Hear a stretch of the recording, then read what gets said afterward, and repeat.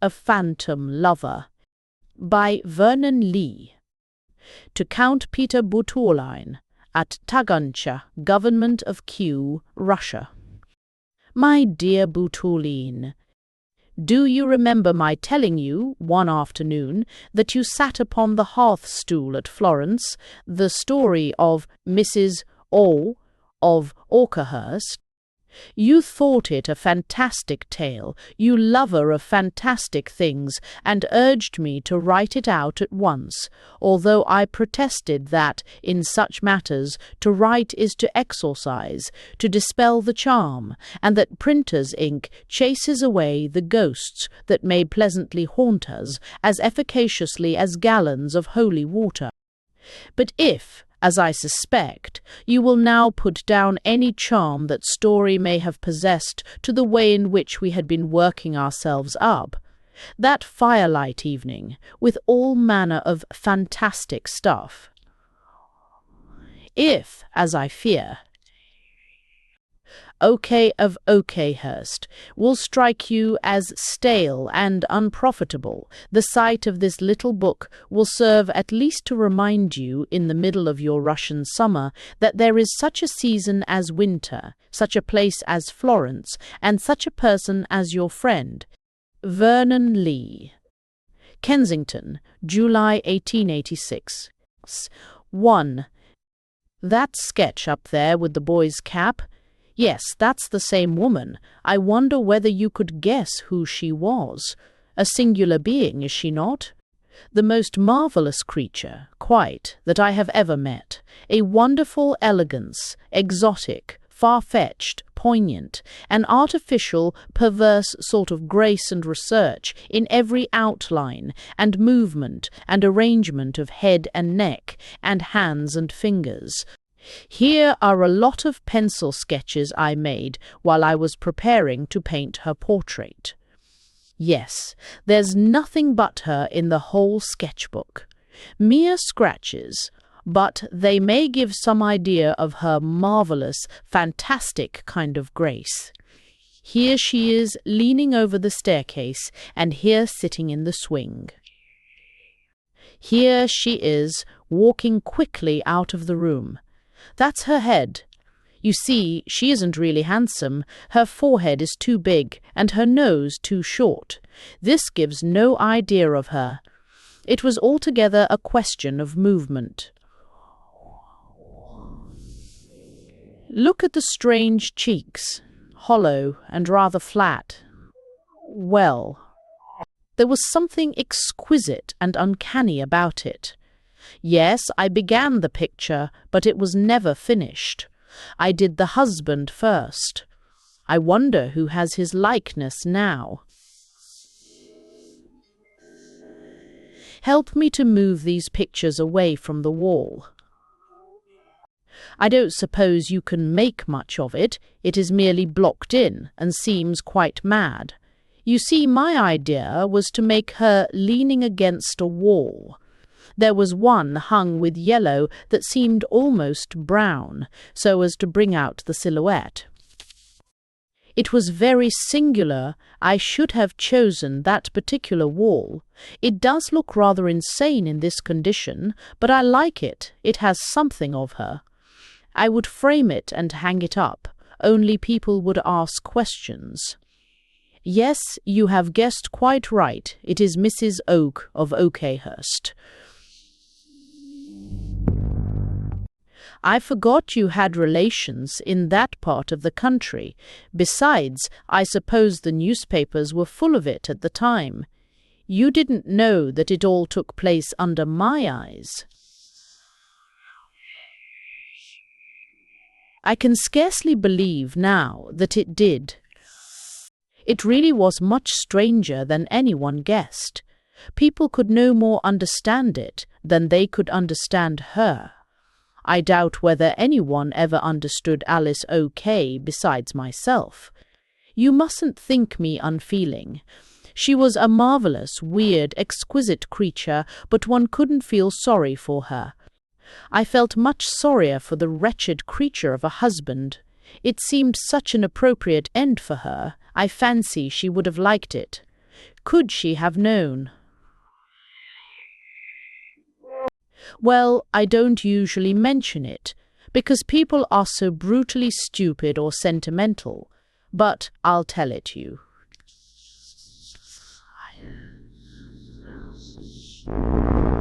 2.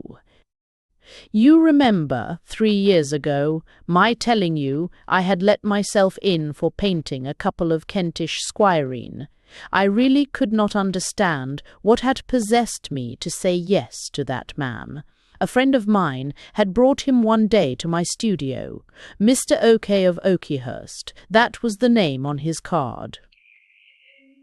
He was a very tall, very well-made, very good-looking young man, with a beautiful fair complexion, beautiful fair moustache, and beautifully fitting clothes, absolutely like 100 other young men you can see any day in the park, and absolutely uninteresting from the crown of his head to the tip of his boots.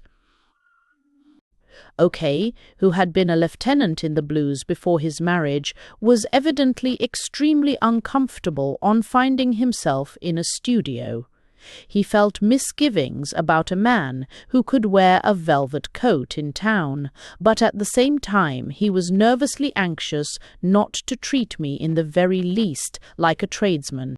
He walked round my place, looked at everything with the most scrupulous attention, stammered out a few complimentary phrases, and then, looking at his friend for assistance, tried to come to the point, but failed.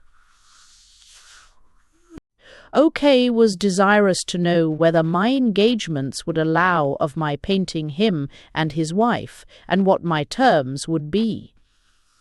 The poor man blushed perfectly crimson during this explanation, as if he had come with the most improper proposal. And I noticed the only interesting thing about him, a very odd nervous frown between his eyebrows, a perfect double gash, a thing which usually means something abnormal. A mad doctor of my acquaintance calls it the maniac frown. When I had answered, he suddenly burst out into rather confused explanations. His wife.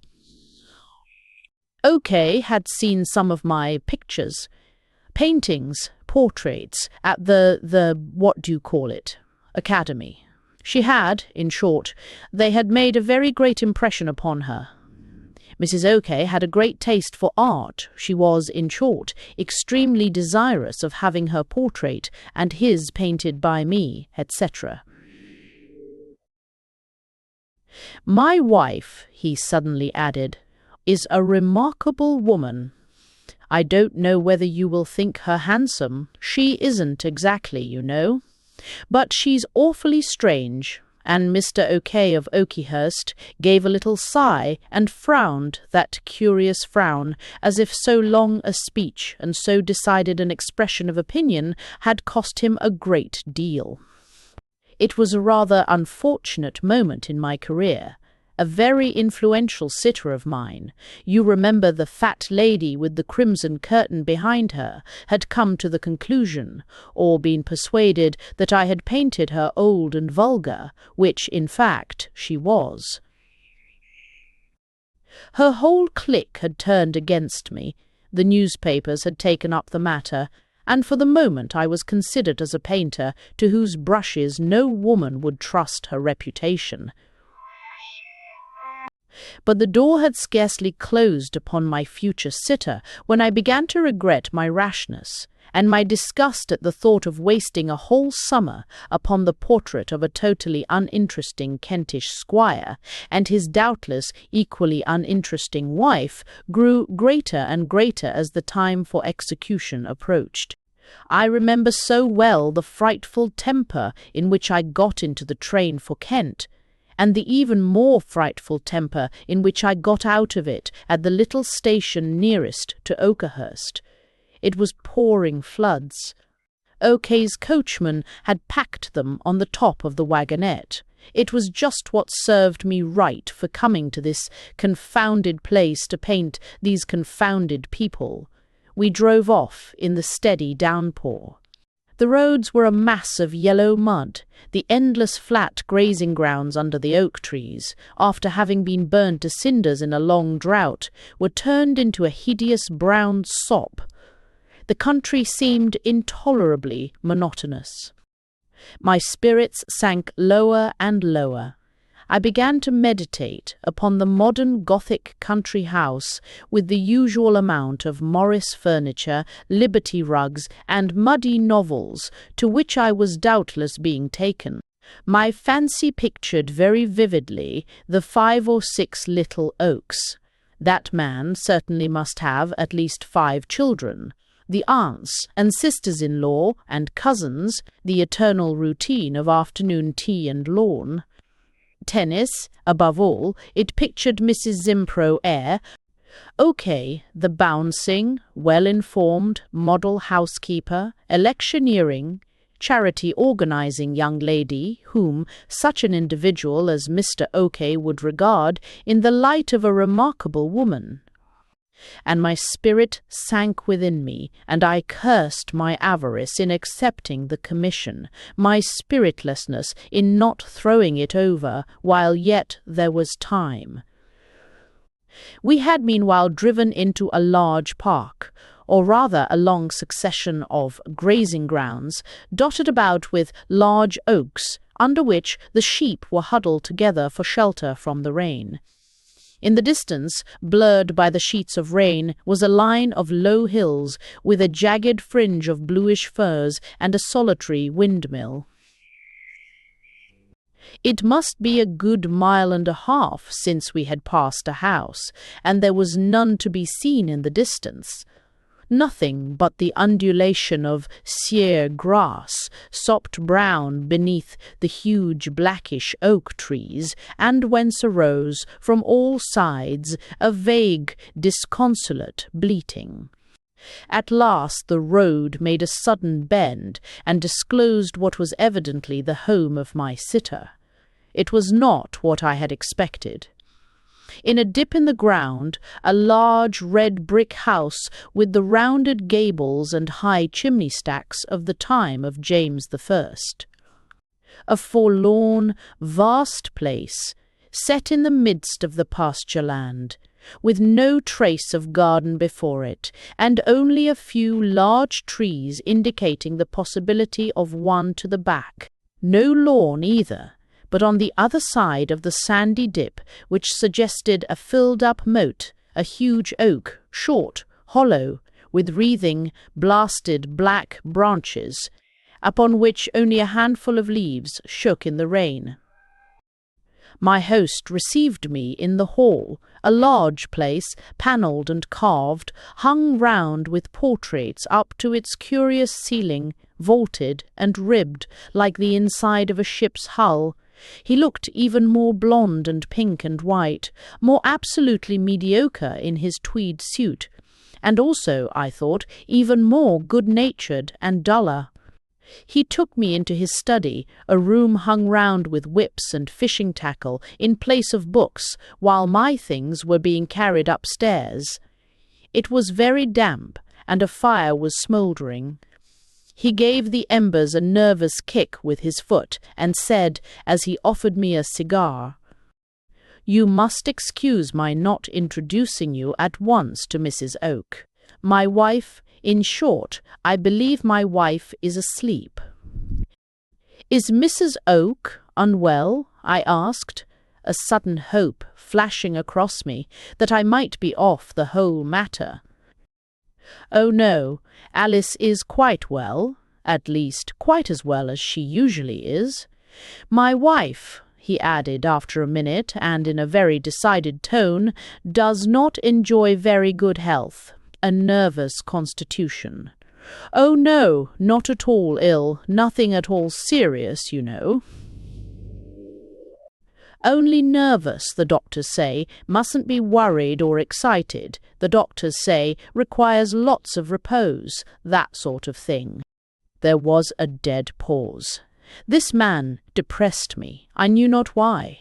He had a listless, puzzled look, very much out of keeping with his evident admirable health and strength.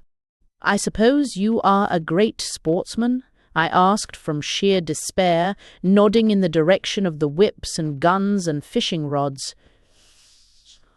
"Oh, no, not now. I was once. I have given up all that," he answered, standing with his back to the fire and staring at the polar bear beneath his feet. I have no time for all that now," he added, as if an explanation were due. "A married man. You know." He suddenly interrupted himself. "I have had one arranged for you to paint in. My wife said you would prefer a north light. If that one doesn't suit, you can have your choice of any other." I followed him out of the study, through the vast entrance hall. In less than a minute, I was no longer thinking of Mr. and Mrs. Oke and the boredom of doing their likeness. I was simply overcome by the beauty of this house, which I had pictured modern and Philistine.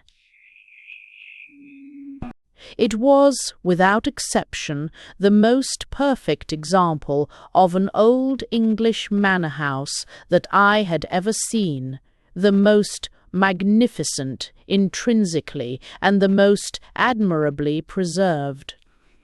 Out of the huge hall, with its immense fireplace of delicately carved and inlaid grey and black stone, and its rows of family portraits reaching from the wainscoting to the oaken ceiling, vaulted and ribbed like a ship's hull, opened the wide, flat-stepped staircase, the parapet surmounted at intervals by heraldic monsters, the wall covered with oak carvings of coats of arms, leafage, and little mythological scenes, painted a faded red and blue, and picked out with tarnished gold, which harmonized with the tarnished blue and gold of the stamped leather that reached to the oak cornice. Again, delicately tinted and gilded. The beautifully damascened suits of court armour looked, without being at all rusty, as if no modern hand had ever touched them. The very rugs underfoot were of 16th-century Persian make. The only things of today were the big bunches of flowers and ferns arranged in majolica dishes upon the landings. Everything was perfectly silent. Only from below came the chimes, silvery like an Italian palace fountain of an old-fashioned clock. It seemed to me that I was being led through the palace of the Sleeping Beauty. "What a magnificent house!" I exclaimed, as I followed my host through a long corridor also hung with leather, wainscoted with carvings, and furnished with big wedding coffers and chairs that looked as if they came out of some Van Dyck portrait. In my mind was the strong impression that all this was natural, spontaneous, that it had about it nothing of the picturesqueness which swell studios have taught to rich and aesthetic houses. Mr. Oke misunderstood me. "It is a nice old place," he said, "but it's too large for us. You see, my wife's health does not allow of our having many guests, and there are no children." I thought I noticed a vague complaint in his voice, and he evidently was afraid there might have seemed something of the kind, for he added immediately, "I don't care for children. One jackstraw, you know, myself. Can't understand how anyone can, for my part." If ever a man went out of his way to tell a lie, I said to myself, Mr. Oke of Oakhurst was doing so at the present moment. When he had left me in one of the 2 enormous rooms that were allotted to me, I threw myself into an armchair and tried to focus the extraordinary imaginative impression which this house had given me. I am very susceptible to such impressions, and, besides the sort of spasm of imaginative interest sometimes given to me by certain rare and eccentric personalities, I know nothing more subduing than the charm, quieter and less analytic, of any sort of complete and out-of-the-common-run sort of house. To sit in a room like the one I was sitting in, with the figures of the tapestry glimmering grey and lilac and purple in the twilight, the great bed, columned and curtained, looming in the middle, and the embers reddening beneath the overhanging mantelpiece of inlaid Italian stonework, a vague scent of rose leaves and spices put into the china bowls by the hands of ladies long since dead, while the clock downstairs sent up, every now and then, its faint silvery tune of forgotten days, filled the room.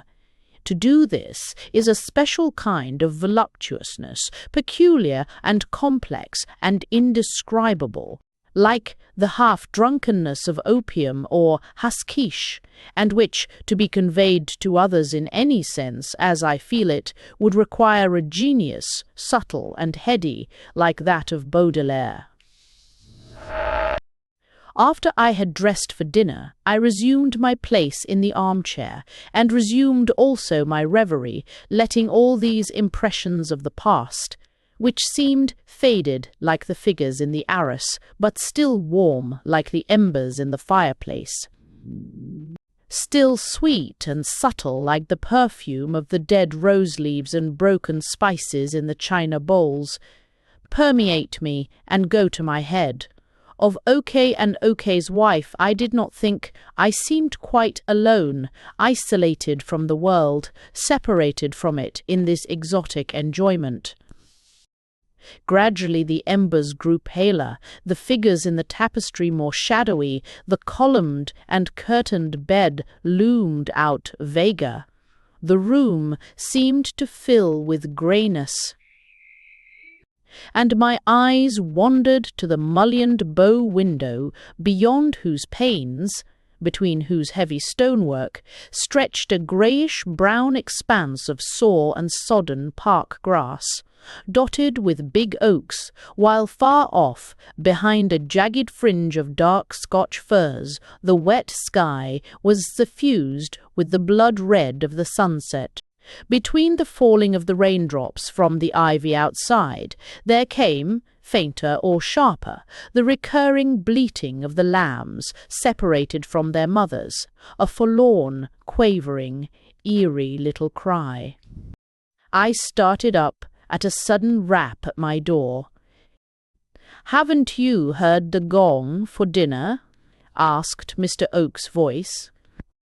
I had completely forgotten his existence. He, the man with the lage, had they did. I feel that I cannot possibly reconstruct my earliest impressions of Mrs. O'K. My recollection of them would be entirely coloured by my subsequent knowledge of her, whence I conclude that I could not at first have experienced the strange interest and admiration which that extraordinary woman very soon excited in me. Interest and admiration, be it well understood, of a very unusual kind, as she was herself a very unusual kind of woman, and I, if you choose, am a rather unusual kind of man. But I can explain that better anon. This much is certain, that I must have been immeasurably surprised at finding my hostess and future sitter so completely unlike everything I had anticipated. Or no, now I come to think of it, I scarcely felt surprised at all. Or if I did, that shock of surprise could have lasted but an infinitesimal part of a minute. The fact is that, having once seen Alice O'K in the reality, it was quite impossible to remember that one could have fancied her at all different. There was something so complete, so completely unlike everyone else in her personality, that she seemed always to have been present in one's consciousness, although present, perhaps, as an enigma. Let me try and give you some notion of her, not that first impression, whatever it may have been, but the absolute reality of her as I gradually learned to see it. To begin with, I must repeat and reiterate over and over again that she was, beyond all comparison, the most graceful and exquisite woman I have ever seen, but with a grace and an exquisiteness that had nothing to do with any preconceived notion or previous experience of what goes by these names. Grace and exquisiteness recognized at once as perfect, but which was seen in her for the first, and probably, I do believe, for the last time. It is conceivable, is it not, that once in 1,000 years there may arise a combination of lines, a system of movements, an outline, a gesture, which is new, unprecedented, and yet hits off exactly our desires for beauty and rareness. She was very tall, and I suppose people would have called her thin.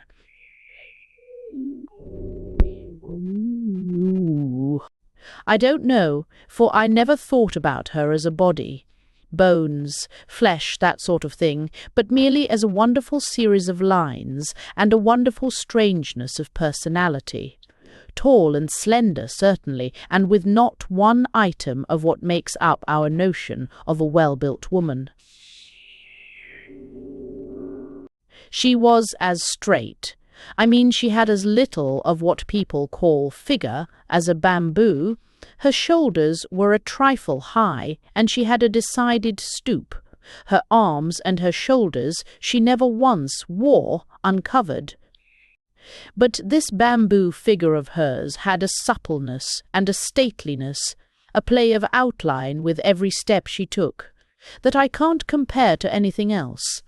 There was in it something of the peacock and something also of the stag, but, above all, it was her own. I have wished 100,000 times I could paint her as I see her now if I shut my eyes, even if it were only a silhouette. There, I see her so plainly, walking slowly up and down a room, the slight highness of her shoulders, just completing the exquisite arrangement of lines made by the straight, supple back, the long, exquisite neck, the head, with the hair cropped in short, pale curls, always drooping a little, except when she would suddenly throw it back and smile, not at me, nor at anyone, nor at anything that had been said, but as if she alone had suddenly seen or heard something, with the strange dimple in her thin, pale cheeks and the strange whiteness in her full, wide-opened eyes, the moment when she had something of the stag in her movement. But where is the use of talking about her? I don't believe, you know, that even the greatest painter can show what is the real beauty of a very beautiful woman. In the ordinary sense, Titian's and Tintoretto's women must have been miles handsomer than they have made them. Something, and that the very essence, always escapes, perhaps because real beauty is as much a thing in time, a thing like music, a succession, a series, as in space. Mind you, I am speaking of a woman beautiful in the conventional sense. Imagine then how much more so in the case of a woman like Alice Oke, and if the pencil and brush, imitating each line and tint, can't succeed, how is it possible to give even the vaguest notion with mere wretched words? Words possessing only a wretched abstract meaning, an impotent conventional association. To make a long story short, Mrs. Oke of Oakhurst was, in my opinion, to the highest degree exquisite and strange, an exotic creature, whose charm you can no more describe than you could bring home the perfume of some newly discovered tropical flower by comparing it with the scent of a cabbage rose or a lily. That first dinner was gloomy enough.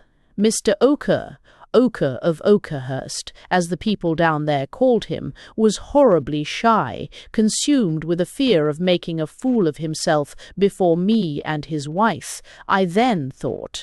But that sort of shyness did not wear off, and I soon discovered that, although it was doubtless increased by the presence of a total stranger, it was inspired in OK, not by me, but by his wife. He would look every now and then as if he were going to make a remark, and then evidently restrain himself and remain silent. It was very curious to see this big, handsome, manly young fellow, who ought to have had any amount of success with women, suddenly stammer and grow crimson in the presence of his own wife. Nor was it the consciousness of stupidity, for when you got him alone, OK, although always slow and timid, had a certain amount of ideas and very defined political and social views, and a certain childlike earnestness and desire to attain certainty and truth which was rather touching. On the other hand, OK's singular shyness was not, so far as I could see, the result of any kind of bullying on his wife's part. You can always detect, if you have any observation, the husband or the wife who is accustomed to be snubbed, to be corrected by his or her better half. There is a self-consciousness in both parties, a habit of watching and fault-finding, of being watched and found fault with. This was clearly not the case at Oakerhurst. OK evidently did not trouble herself about her husband in the very least. He might say or do any amount of silly things without rebuke or even notice, and he might have done so had he chosen ever since his wedding day. I cannot say she paid much attention to anyone's, even to mine. At first I thought it an affectation on her part, for there was something far-fetched in her whole appearance, something suggesting study, which might lead one to tax her with affectation at first. She was dressed in a strange way, not according to any established aesthetic eccentricity, but individually, strangely, as if in the clothes of an ancestress of the 17th century. Well, at first I thought it a kind of pose on her part, this mixture of extreme graciousness and utter indifference which she manifested towards me. She always seemed to be thinking of something else, and although she talked quite sufficiently and with every sign of superior intelligence, she left the impression of having been as taciturn as her husband. In the beginning, in the first few days of my stay at Oakerhurst, I imagined that Mrs. Oakey was a highly superior sort of flirt, and that her absent manner, her look while speaking to you into an invisible distance, her curious, irrelevant smile, was so many means of attracting and baffling adoration. I mistook it for the somewhat similar manners of certain foreign women. It is beyond English ones, which mean, to those who can understand, pay court to me. OK had not the faintest desire that I should pay court to her. Indeed, she did not honour me with sufficient thought for that. And I, on my part, began to be too much interested in her from another point of view to dream of such a thing. I became aware not merely that I had before me the most marvellously rare and exquisite and baffling subject for a portrait, but also one of the most peculiar and enigmatic of characters. Now that I look back upon it, I am tempted to think that the psychological peculiarity of that woman might be summed up in an exorbitant and absorbing interest in herself. a Narcissus attitude, curiously complicated with a fantastic imagination, a sort of morbid daydreaming, all turned inwards, and with no outer characteristic save a certain restlessness, a perverse desire to surprise and shock more particularly her husband, and thus be revenged for the intense boredom which his want of appreciation inflicted upon her. I got to understand this much little by little, yet I did not seem to have really penetrated the something mysterious about Mrs. Oak. There was a waywardness, a strangeness, which I felt but could not explain, a something as difficult to define as the peculiarity of her outward appearance, and perhaps very closely connected therewith. I became interested in Mrs. O'Kay, as if I had been in love with her, and I was not in the least in love. I neither dreaded parting from her, nor felt any pleasure in her presence. I had not the smallest wish to please or to gain her notice, but I had her on the brain. I pursued her physical image, her psychological explanation, with a kind of passion which filled my days and prevented my ever feeling dull. The O'Kays lived a remarkably solitary life. There were but few neighbours, of whom they saw but little, and they rarely had a guest in the house. O'Kay himself seemed every now and then seized with a sense of responsibility towards me. He would remark vaguely, during our walks and after-dinner chats, that I must find life at Oakhurst horribly dull. His wife's health had accustomed him to solitude, and then also his wife thought the neighbours a bore. He never questioned his wife's judgment in these matters. He merely stated the case as if resignation were quite simple and inevitable. Yet it seemed to me, sometimes, that this monotonous life of solitude, by the side of a woman who took no more heed of him than of a table or chair, was producing a vague depression and irritation in this young man, so evidently cut out for a cheerful, commonplace life. I often wondered how he could endure it at all, not having, as I had, the interest of a strange psychological riddle to solve, and of a great portrait to paint. He was, I found, extremely good, the type of the perfectly conscientious young Englishman, the sort of man who ought to have been the Christian soldier, kind of thing, devout, pure-minded, brave, incapable of any baseness, a little intellectually dense and puzzled by all manner of moral scruples. The condition of his tenants and of his political party, he was a regular Kentish Tory, lay heavy on his mind. He spent hours every day in his study, doing the work of a land agent and a political whip, reading piles of reports and newspapers and agricultural treatises, and emerging for lunch with piles of letters in his hand, and that odd puzzled look in his good healthy face, that deep gash between his eyebrows, which my friend the mad doctor calls the maniac frown. It was with this expression of face that I should have liked to paint him, but I felt that he would not have liked it, that it was more fair to him to represent him in his mere wholesome pink and white and blonde conventionality. I was perhaps rather unconscientious about the likeness of Mr. Mayor.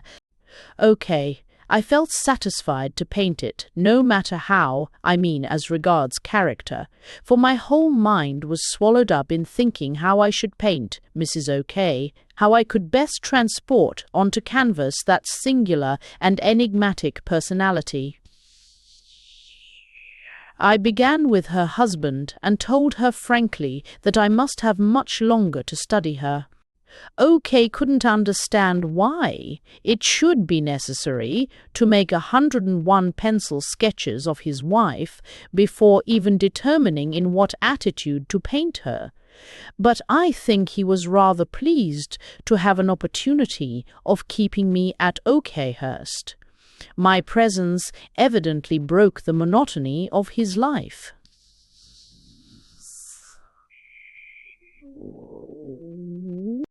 OK seemed perfectly indifferent to my staying, as she was perfectly indifferent to my presence. Without being rude, I never saw a woman pay so little attention to a guest. She would talk with me, sometimes by the hour, or rather let me talk to her, but she never seemed to be listening. She would lie back in a big 17th-century armchair while I played the piano, with that strange smile every now and then in her thin cheeks, that strange whiteness in her eyes. But it seemed a matter of indifference whether my music stopped or went on. In my portrait of her husband she did not take, or pretend to take, the very faintest interest. But that was nothing to me. I did not want Mrs. OK to think me interesting. I merely wished to go on studying her. The first time that Mrs. OK seemed to become at all aware of my presence as distinguished from that of the chairs and tables, the dogs that lay in the porch, or the clergyman or lawyer or stray neighbour who was occasionally asked to dinner, was one day, I might have been there a week, when I chanced to remark to her upon the very singular resemblance that existed between herself and the portrait of a lady that hung in the hall with the ceiling like a ship's hull. The picture in question was a full length, neither very good nor very bad, probably done by some stray Italian of the early 17th century. It hung in a rather dark corner, facing the portrait, evidently painted to be its companion, of a dark man with a somewhat unpleasant expression of resolution and efficiency, in a black Vandyck dress. The two were evidently man and wife, and in the corner of the woman's portrait were the words, Alice OK, daughter of Virgil Pomfret, Esq, and wife to Nicholas OK of Oakhurst, and the date 1626, Nicholas OK being the name painted in the corner of the small portrait. The lady was really wonderfully like the present Mrs. OK, at least so far as an indifferently painted portrait of the early days of Charles I can be like a living woman of the 19th century. There were the same strange lines of figure and face, the same dimples in the thin cheeks, the same wide-opened eyes, the same vague eccentricity of expression, not destroyed even by the feeble painting and conventional manner of the time.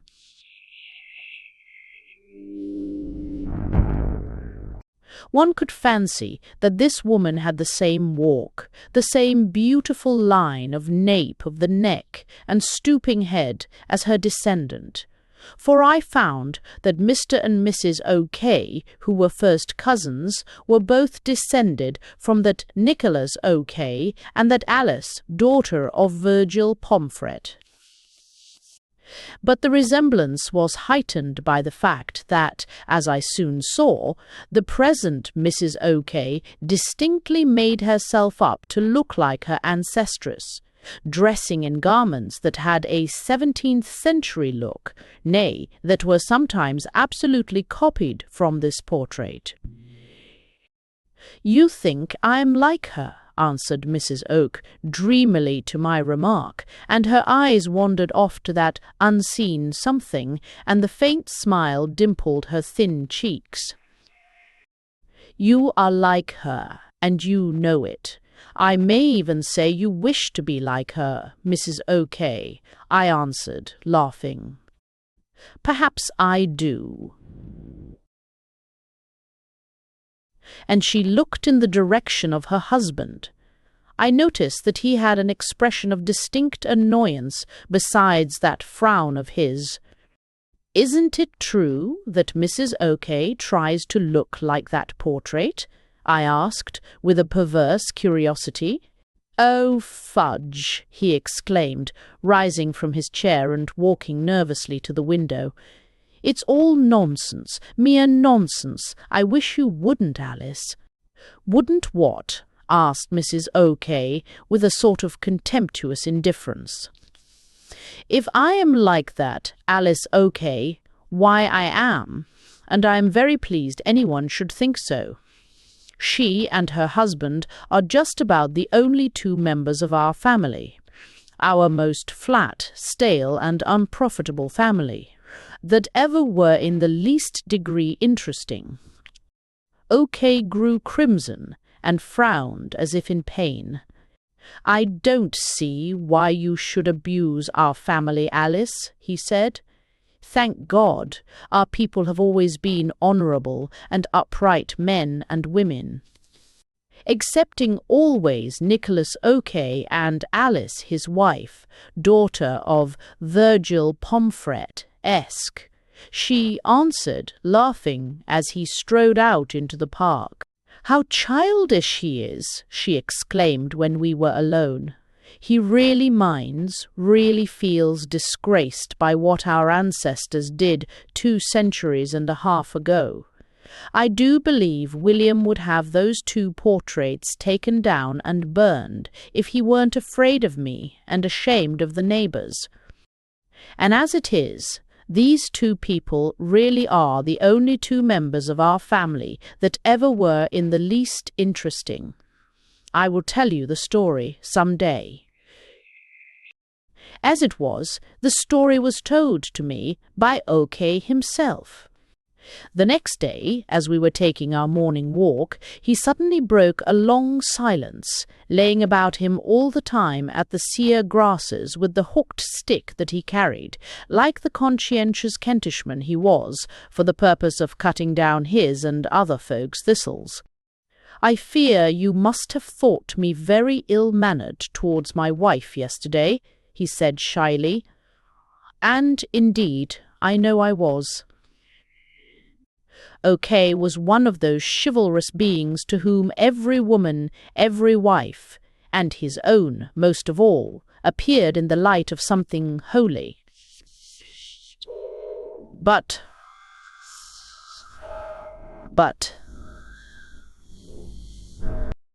I suppose Alice thinks that it is so long ago that it has really got no connection with us. She thinks of it merely as a picturesque story. I dare say many people feel like that. In short, I am sure they do, otherwise there wouldn't be such lots of discreditable family traditions afloat. But I feel as if it were all one, whether it was long ago or not. When it's a question of one's own people, I would rather have it forgotten. I can't understand how people can talk about murders in their families and ghosts and so forth. "Have you any ghosts at Oakhurst, by the way?" I asked. The place seemed as if it required some to complete it. "I hope not," answered O'K gravely. His gravity made me smile. "Why would you dislike it if there were?" I asked. "If there are such things as ghosts," he replied, "I don't think they should be taken lightly. God would not permit them to be, except as a warning or a punishment." We walked on some time in silence, I wondering at the strange type of this commonplace young man, and half wishing I could put something into my portrait that should be the equivalent of this curious, unimaginative earnestness. Then Oak told me the story of those 2 pictures, told it me about as badly and hesitatingly as was possible for mortal man.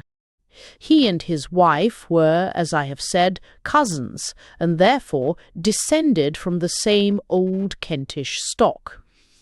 The Oakhers of Oakhurst could trace back to Norman, almost to Saxon times, far longer than any of the titled or better-known families of the neighbourhood.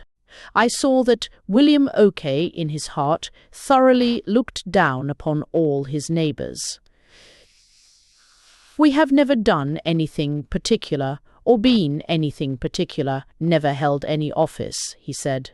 "But we have always been here, and apparently always done our duty.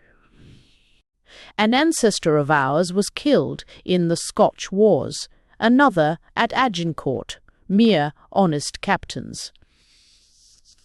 Well, early in the 17th century, the family had dwindled to a single member, Nicholas Oakey, the same who had rebuilt Oakhurst in its present shape.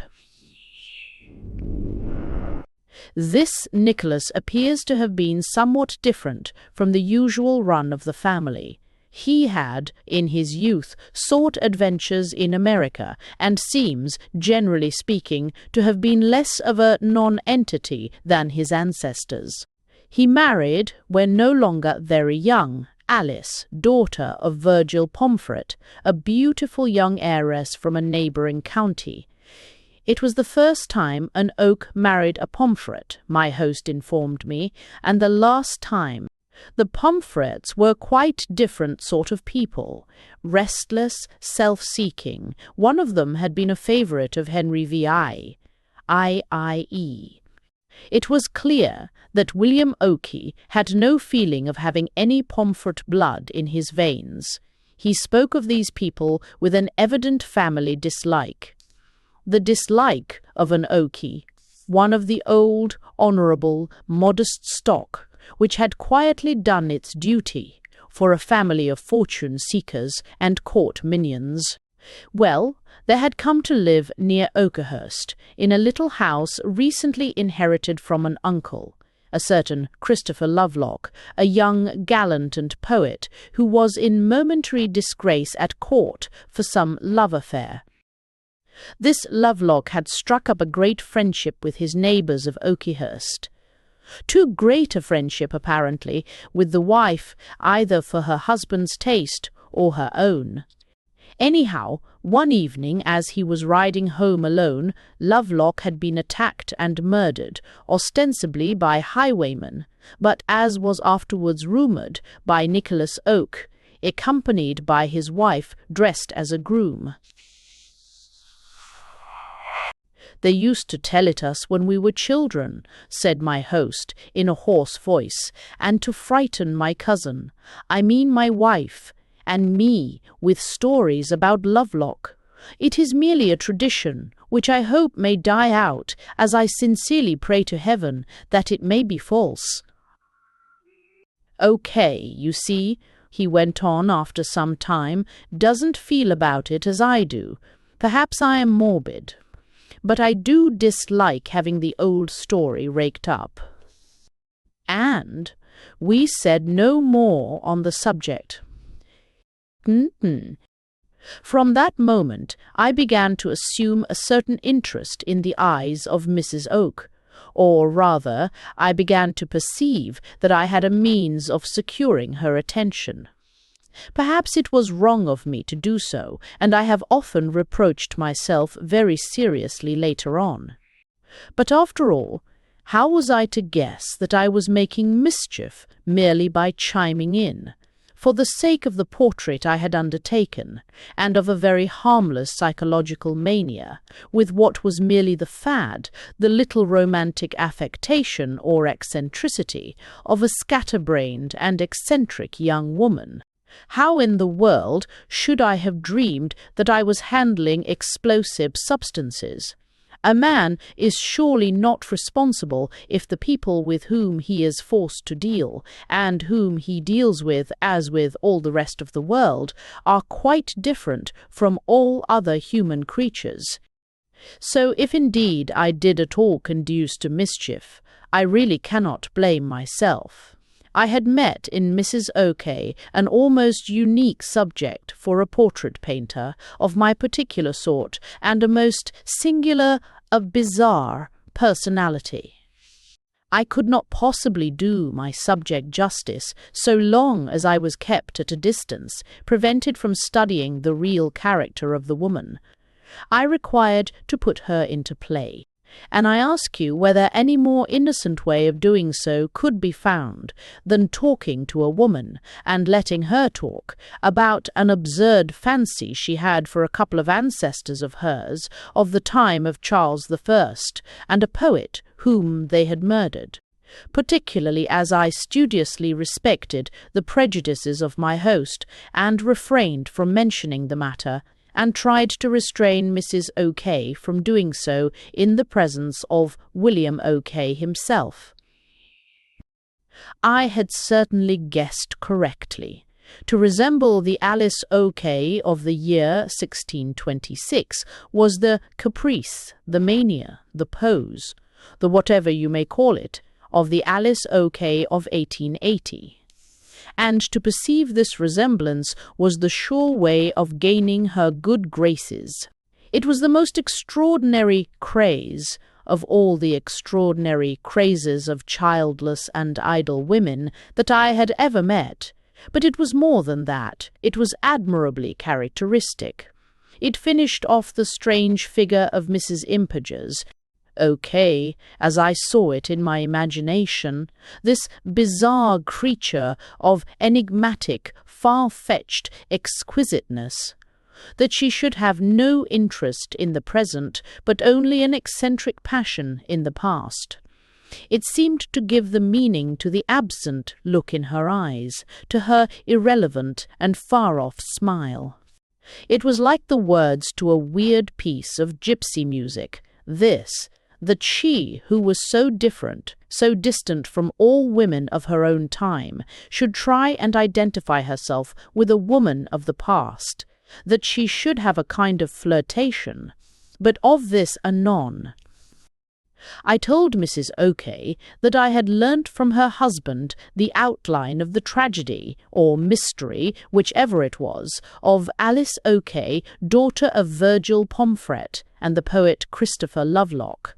That look of vague contempt, of a desire to shock, which I had noticed before, came into her beautiful, pale, diaphanous face. I suppose my husband was very shocked at the whole matter, she said, told it you with as little detail as possible, and assured you very solemnly that he hoped the whole story might be a mere dreadful calumny. Poor Willie. I remember already when we were children, and I used to come with my mother to spend Christmas at Oakyhurst, and my cousin was down here for his holidays, how I used to horrify him by insisting upon dressing up in shawls and waterproofs and playing the story of the wicked Mrs. Bizzies. OK, and he always piously refused to do the part of Nicholas when I wanted to have the scene on Coates Common. I didn't know then that I was like the original Alice OK. I found it out only after our marriage. She certainly was, particularly at that moment, as she stood in a white Vandyck dress, with the green of the parkland rising up behind her, and the low sun catching her short locks and surrounding her head. Her exquisitely bowed head, with a pale yellow halo. But I confess I thought the original Alice OK, siren and murderous though she might be, very uninteresting compared with this wayward and exquisite creature whom I had rashly promised myself to send down to posterity in all her unlikely wayward exquisiteness. One morning, while Mr. OK was dispatching his Saturday heap of Conservative manifestos and rural decisions, he was justice of the peace, in a most literal sense, penetrating into cottages and huts, defending the weak and admonishing the ill-conducted. They are all that remain to me now. Of my future sitter, Mrs. Oak gave me her version of the story of Alice Oak and Christopher Lovelock. Do you suppose there was anything between them? I asked. That she was ever in love with him?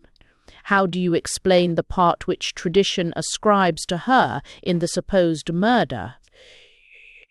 One has heard of women and their lovers who have killed the husband, but a woman who combines with her husband to kill her lover, or at least the man who is in love with her, that is surely very singular.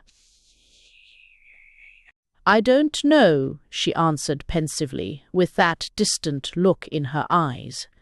Alice O'Kay was very proud, I am sure.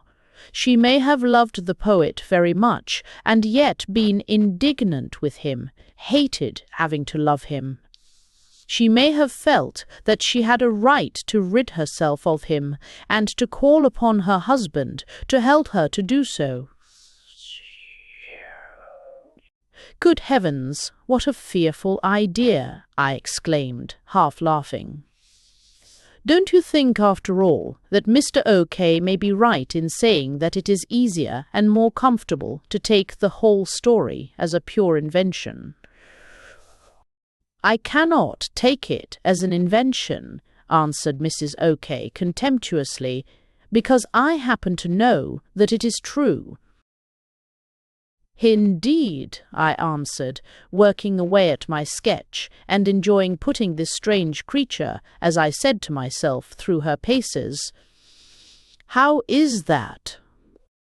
How does one know that anything is true in this world? She replied evasively. Because one does, because one feels it to be true, I suppose. And with that far-off look in her light eyes, she relapsed into silence. Have you ever read any of Lovelock's poetry? She asked me suddenly the next day. Lovelock? I answered, for I had forgotten the name. Lovelock, who... But I stopped, remembering the prejudices of my host, who was seated next to me at table. Lovelock, who was killed by Mr. O'Kay's and my ancestors. And she looked full at her husband, as if in perverse enjoyment of the evident annoyance which it caused him. Alice, he entreated, in a low voice, his whole face crimson, for mercy's sake, don't talk about such things before the servants. Mrs. O'Kay burst into a high, light, rather hysterical laugh, the laugh of a naughty child. The servants, gracious heavens, do you suppose they haven't heard the story? Why, it's as well known as Oakhurst itself in the neighbourhood. Don't they believe that Lovelock has been seen about the house? Haven't they all heard his footsteps in the big corridor? Haven't they, my dear Willie, noticed 1,000 times that you never will stay a minute alone in the yellow drawing-room, that you run out of it like a child if I happen to leave you there for a minute? True, how was it I had not noticed that, or rather, that I only now remembered having noticed it? The yellow drawing-room was one of the most charming rooms in the house, a large, bright room hung with yellow damask and panelled with carvings that opened straight out onto the lawn, far superior to the room in which we habitually sat, which was comparatively gloomy. This time Mr. O'Kay struck me as really too childish. I felt an intense desire to badger him. "The yellow drawing-room," I exclaimed. "Does this interesting literary character haunt the yellow drawing-room? Do tell me about it. What happened there?" Mr. O'Kay made a painful effort to laugh. "Nothing ever happened there, so far as I know," he said, and rose from the table. Really? I asked incredulously. Nothing did happen there, answered Mrs. O'K slowly, playing mechanically with a fork and picking out the pattern of the tablecloth. Ooh, that is just the extraordinary circumstance that, so far as anyone knows, nothing ever did happen there. And yet that room has an evil reputation. No member of our family, they say, can bear to sit there alone for more than a minute. You see, William evidently cannot. Have you ever seen or heard anything strange there? I asked of my host. He shook his head. Nothing, he answered curtly, and lit his cigar. I presume you have not, I asked, half laughing of Mrs. O'K, since you don't mind sitting in that room for hours alone. How do you explain this uncanny reputation, since nothing ever happened there? Perhaps something is destined to happen there in the future, she answered, in her absent voice. And then she suddenly added, suppose you paint my portrait in that room. Mr. O'K suddenly turned round.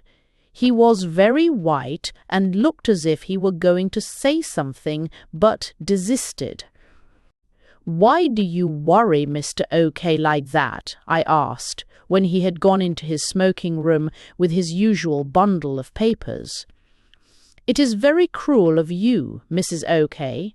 You ought to have more consideration for people who believe in such things, although you may not be able to put yourself in their frame of mind.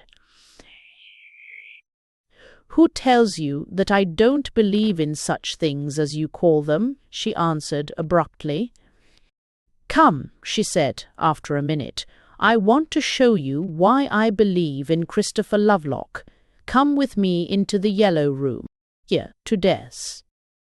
What Mrs. O'K showed me in the yellow room was a large bundle of papers, some printed and some manuscript, but all of them brown with age, which she took out of an old Italian ebony inlaid cabinet. It took her some time to get them, as a complicated arrangement of double locks and false drawers had to be put in play. And while she was doing so, I looked round the room, in which I had been only 3 or 4 times before. It was certainly the most beautiful room in this beautiful house, and, as it seemed to me now, the most strange. It was long and low, with something that made you think of the cabin of a ship, with a great mullioned window that let in, as it were, a perspective of the brownish-green park land, dotted with oaks, and sloping upwards to the distant line of bluish firs against the horizon. The walls were hung with flowered damask, whose yellow faded to brown, united with the reddish colour of the carved wainscoting and the carved oaken beams. For the rest, it reminded me more of an Italian room than an English one. The furniture was Tuscan of the early 17th century, inlaid and carved. There were a couple of faded allegorical pictures by some Bolognese master on the walls, and in a corner, among a stack of dwarf orange trees, a little Italian harpsichord of exquisite curve and slenderness, with flowers and landscapes painted upon its cover. In a recess was a shelf of old books, mainly English and Italian poets of the Elizabethan time, and close by it, placed upon a carved wedding chest, a large and beautiful melon-shaped lute.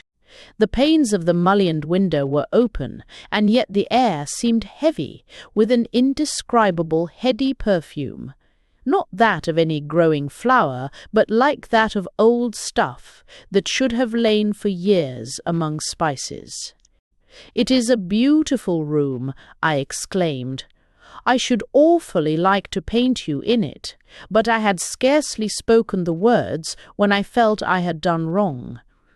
This woman's husband could not bear the room, and it seemed to me vaguely as if he were right in detesting it.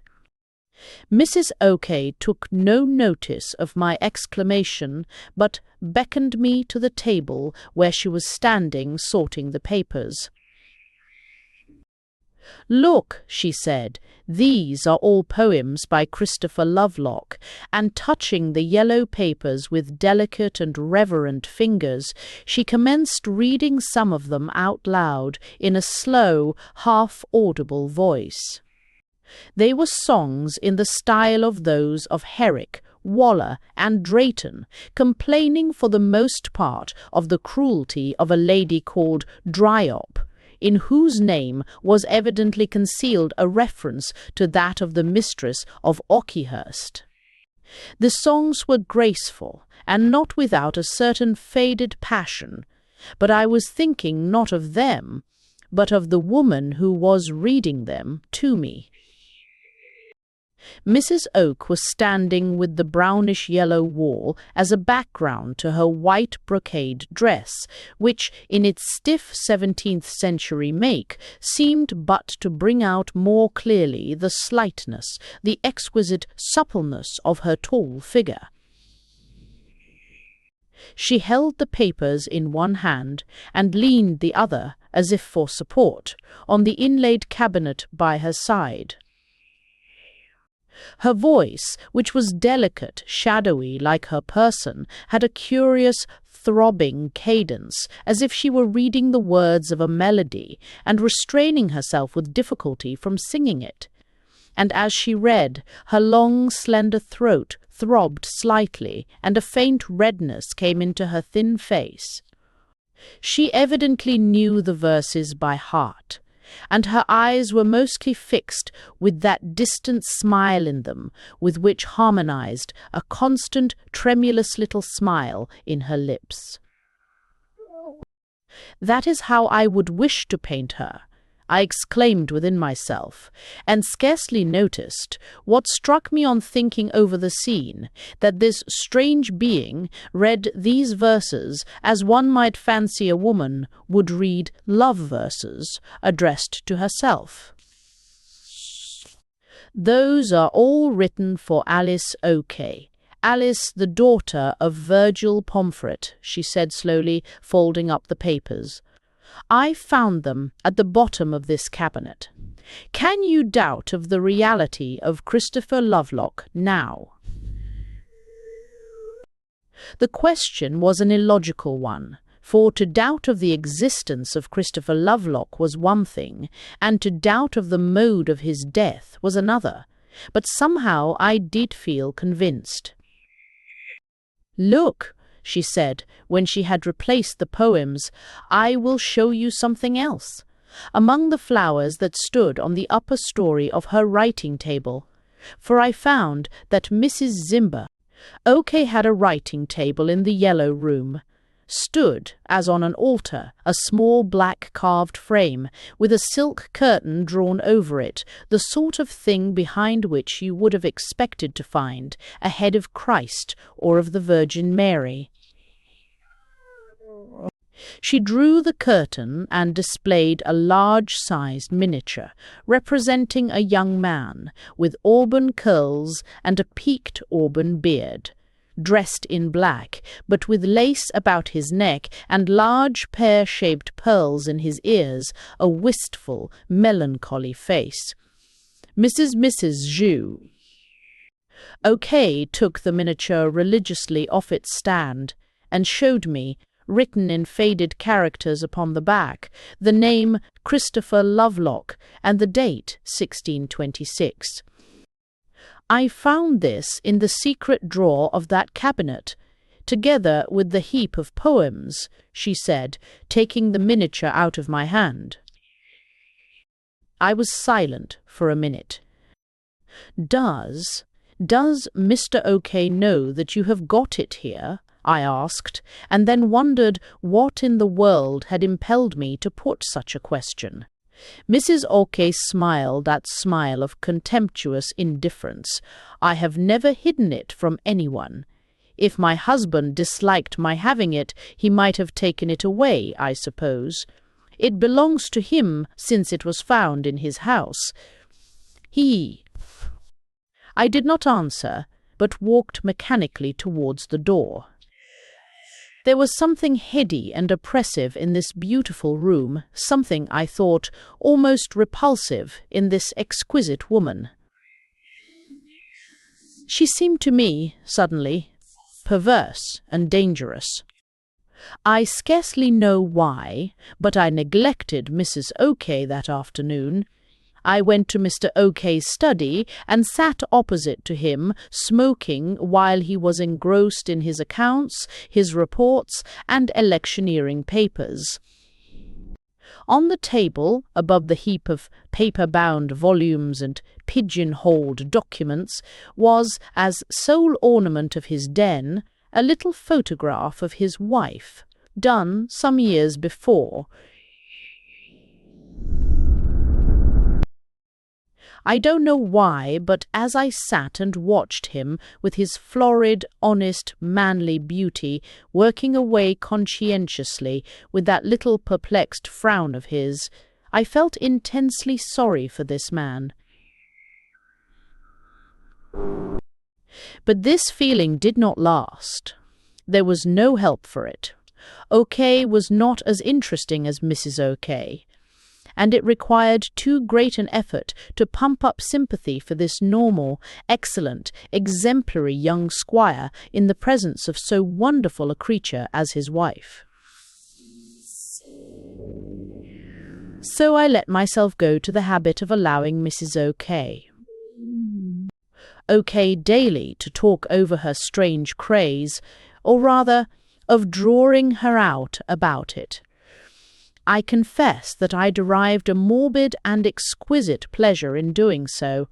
It was so characteristic in her, so appropriate to the house. It completed her personality so perfectly and made it so much easier to conceive a way of painting her. I made up my mind, little by little. While working at William OK.'s portrait, he proved a less easy subject than I had anticipated, and, despite his conscientious efforts, was a nervous, uncomfortable sitter, silent and brooding.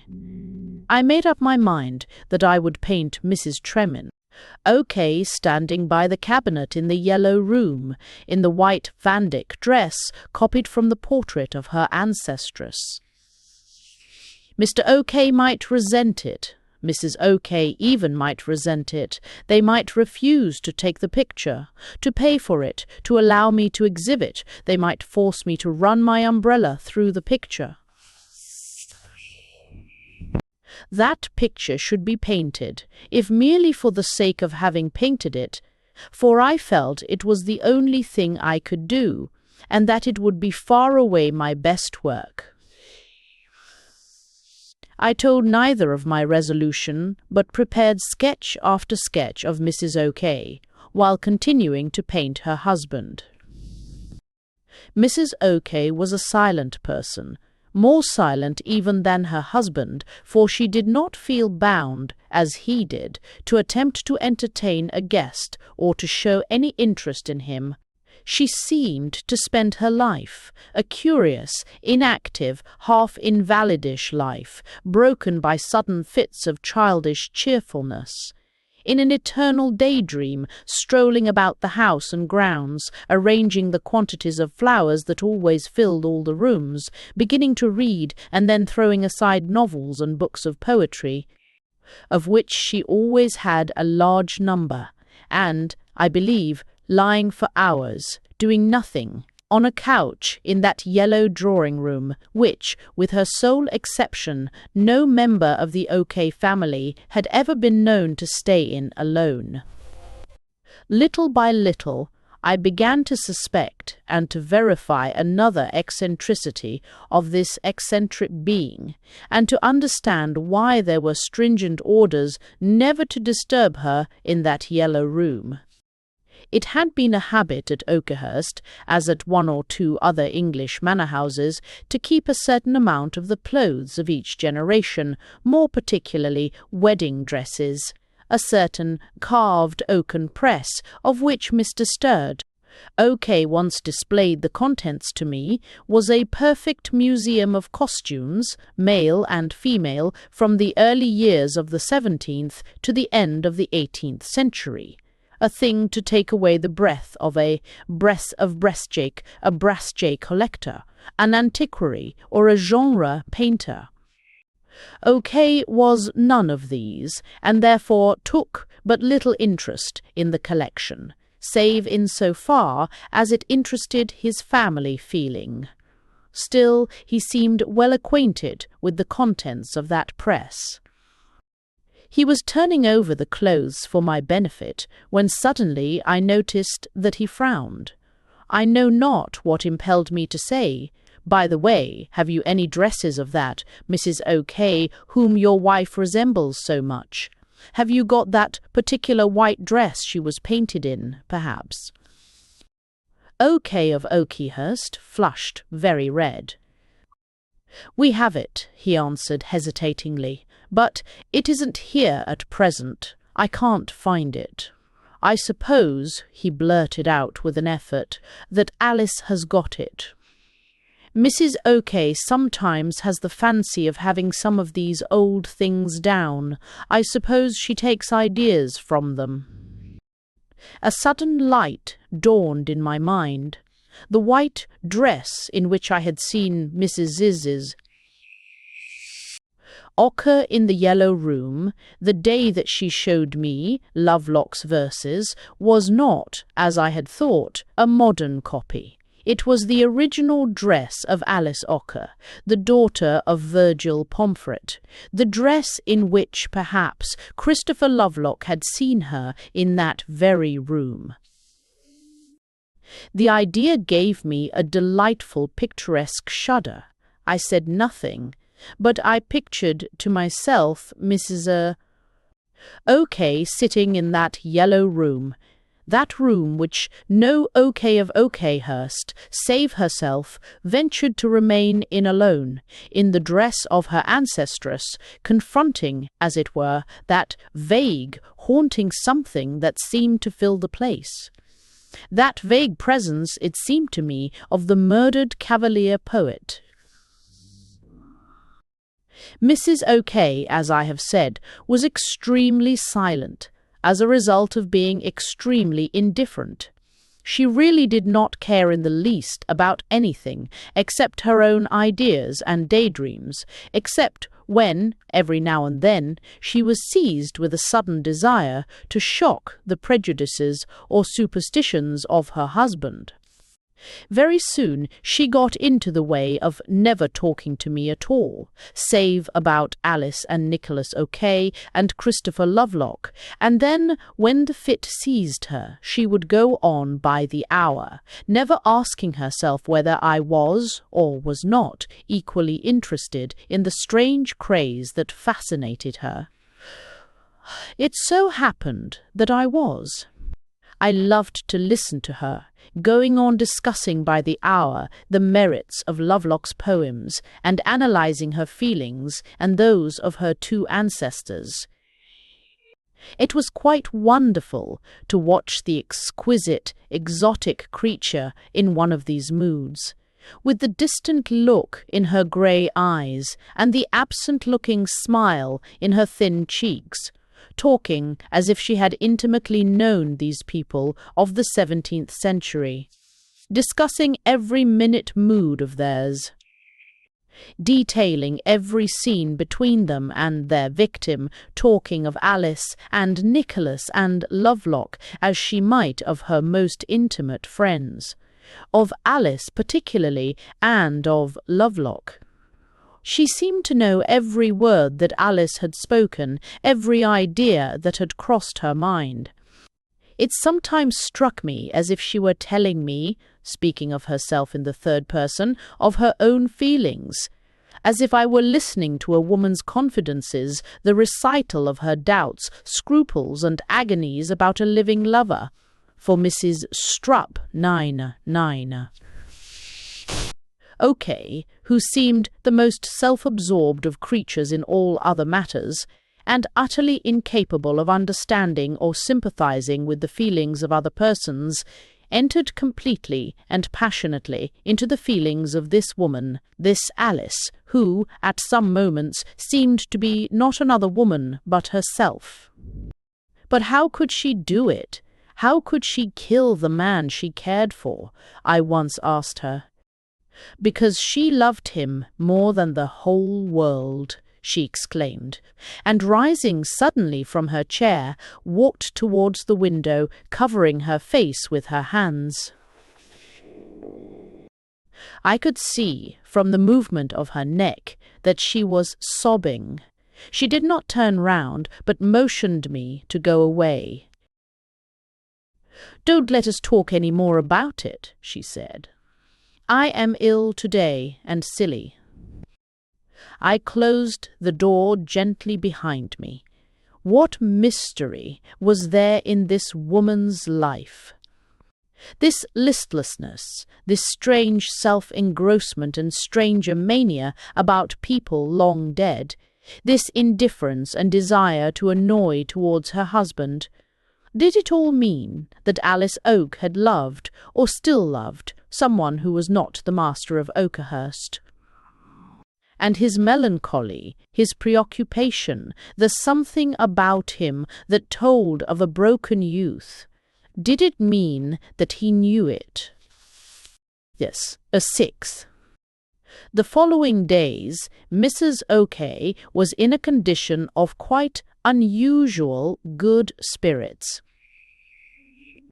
Some visitors, distant relatives, were expected, and although she had expressed the utmost annoyance at the idea of their coming, she was now seized with a fit of housekeeping activity, and was perpetually about arranging things and giving orders, although all arrangements, as usual, had been made, and all orders given, by her husband.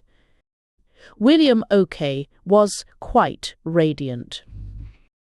"If only Alice were always well like this," he exclaimed. "If only she would take, or could take, an interest in life, how different things would be. But," he added, as if fearful lest he should be supposed to accuse her in any way, "how can she usually, with her wretched health? Still, it does make me awfully happy to see her like this." I nodded, but I cannot say that I really acquiesced in his views. It seemed to me, particularly with the recollection of yesterday's extraordinary scene, that Mrs. Oak's high spirits were anything but normal. There was something in her unusual activity and still more unusual cheerfulness that was merely nervous and feverish, and I had, the whole day, the impression of dealing with a woman who was ill and who would very speedily collapse. Mrs. Oak spent her day wandering from one room to another and from the garden to the greenhouse, seeing whether all was in order, when, as a matter of fact, all was always in order at Oakhurst. She did not give me any sitting, and not a word was spoken about Alice Oak or Christopher Lovelock. Indeed, to a casual observer, it might have seemed as if all that craze about Lovelock had completely departed, or never existed. About 5 o'clock, as I was strolling among the red-brick, round-gabled outhouses, each with its armorial oak, and the old-fashioned, spaliered kitchen and fruit garden, I saw Mrs. Zedgery, Oak standing, her hands full of York and Lancaster roses, upon the steps facing the stables. A groom was currycombing a horse, and outside the coach-house was Mr. Oak's little high-wheeled cart. "Let us have a drive," suddenly exclaimed Mrs. Oak on seeing me. "Look what a beautiful evening, and look at that dear little cart. It is so long since I have driven, and I feel as if I must drive again. Come with me, and you harness Jim at once and come round to the door." I was quite amazed, and still more so when the cart drove up before the door, and Mrs. OK called to me to accompany her. She sent away the groom, and in a minute we were rolling along at a tremendous pace, along the yellow sand road with the sere pasture lands, the big oaks, on either side. I could scarcely believe my senses. This woman, in her mannish little coat and hat, driving a powerful young horse with the utmost skill, and chattering like a schoolgirl of 16, could not be the delicate, morbid, exotic, hothouse creature, unable to walk or to do anything, redolent with strange scents and associations of the yellow drawing-room, the movement of the light carriage, the cool draught, the very grind of the wheels upon the gravel seemed to go to her head like wine. "It is so long since I have done this sort of thing," she kept repeating. "So long, so long. Oh, don't you think it delightful, going at this pace, with the idea that any moment the horse may come down and we too be killed?" And she laughed her childish laugh, and turned her face, no longer pale, but flushed with the movement and the excitement, towards me. The cart rolled on quicker and quicker, one gate after another swinging to behind us as we flew up and down the little hills, across the pasture lands, through the little red-brick gabled villages where the people came out to see us pass, past the rows of willows along the streams and the dark green compact hop fields, with the blue and hazy treetops of the horizon getting bluer and more hazy as the yellow light began to graze the ground. At last we got to an open space, a high-lying piece of common land, such as is rare in that ruthlessly utilized country of grazing grounds and hop gardens. Among the low hills of the Weald, it seemed quite preternaturally high up, giving a sense that its extent of flat heather and gorse, bound by distant firs, was really on the top of the world. The sun was setting just opposite, and its lights lay flat on the ground, staining it with the red and black of the heather, or rather turning it into the surface of a purple sea, canopied over by a bank of dark purple clouds. The jet-like sparkle of the dry ling and gorse tipping the purple like sunlit wavelets. A cold wind swept in our faces. "What is the name of this place?" I asked. It was the only bit of impressive scenery that I had met in the neighbourhood of Oakyhurst. "It is called Coates Common," answered Mrs. OK, who had slackened the pace of the horse and let the reins hang loose about his neck. "It was here that Christopher Lovelock was killed." There was a moment's pause, and then she proceeded, tickling the flies from the horse's ears with the end of her whip, and looking straight into the sunset, which now rolled, a deep purple stream, across the heath to our feet.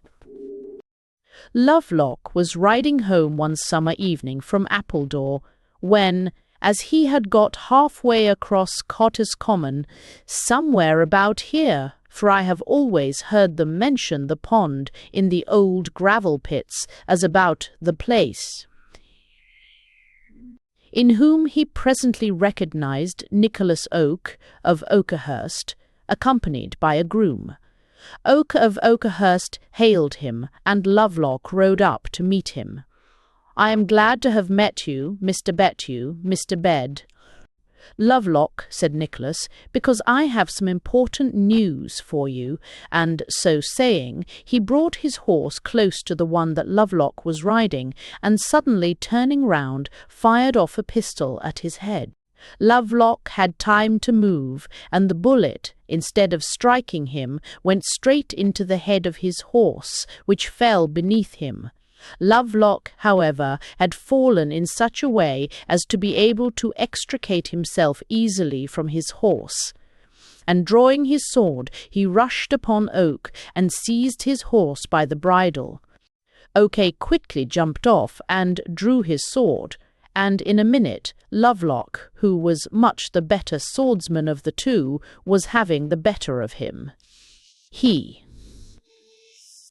Lovelock had completely disarmed him and got his sword at Oak's throat, crying out to him that if he would ask forgiveness he should be spared for the sake of their old friendship, when the groom suddenly rode up from behind and shot Lovelock through the back.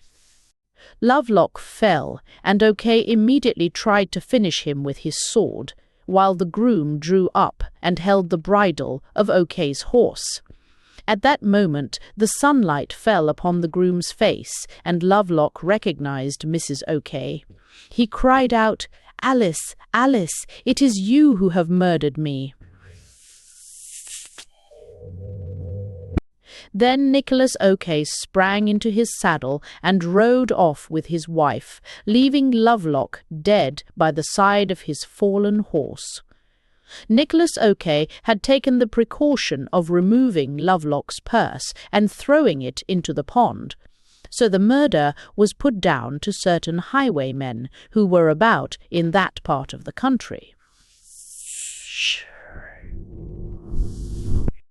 Alice OK died many years afterwards, quite an old woman in the reign of Charles Di. But Nicholas did not live very long, and shortly before his death got into a very strange condition, always brooding and sometimes threatening to kill his wife.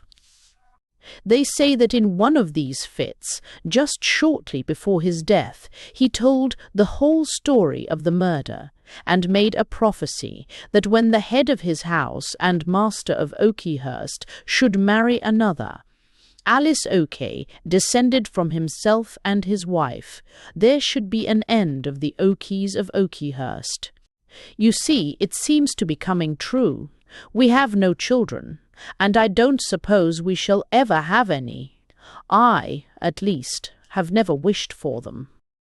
Mrs. OK paused, and turned her face towards me with the absent smile in her thin cheeks. Her eyes no longer had that distant look. They were strangely eager and fixed. We remained for a moment in that same place, with the sunlight dying away in crimson ripples on the heather, gilding the yellow banks, the black waters of the pond, surrounded by thin rushes and the yellow gravel pits, while the wind blew in our faces and bent the ragged, warped bluish tops of the firs. Then Mrs. Ragged warped bluish tops of the firs. Then Mrs. Rimmont. OK touched the horse, and off we went at a furious pace.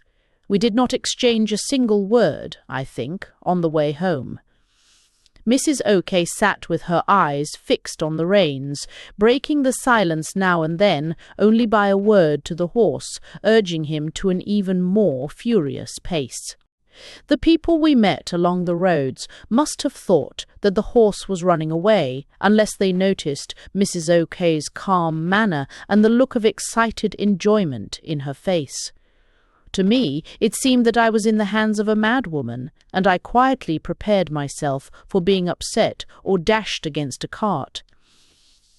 It had turned cold, and the draught was icy in our faces when we got within sight of the red gables and high chimney-stacks of Oakhurst. Mr. Oakey was standing before the door. On our approach, I saw a look of relieved suspense, of keen pleasure, come into his face. He lifted his wife out of the cart in his strong arms with a kind of chivalrous tenderness. "I am so glad to have you back, darling," he exclaimed, "so glad. I was delighted to hear you had gone out with the cart, but as you have not driven for so long, I was beginning to be frightfully anxious, dearest.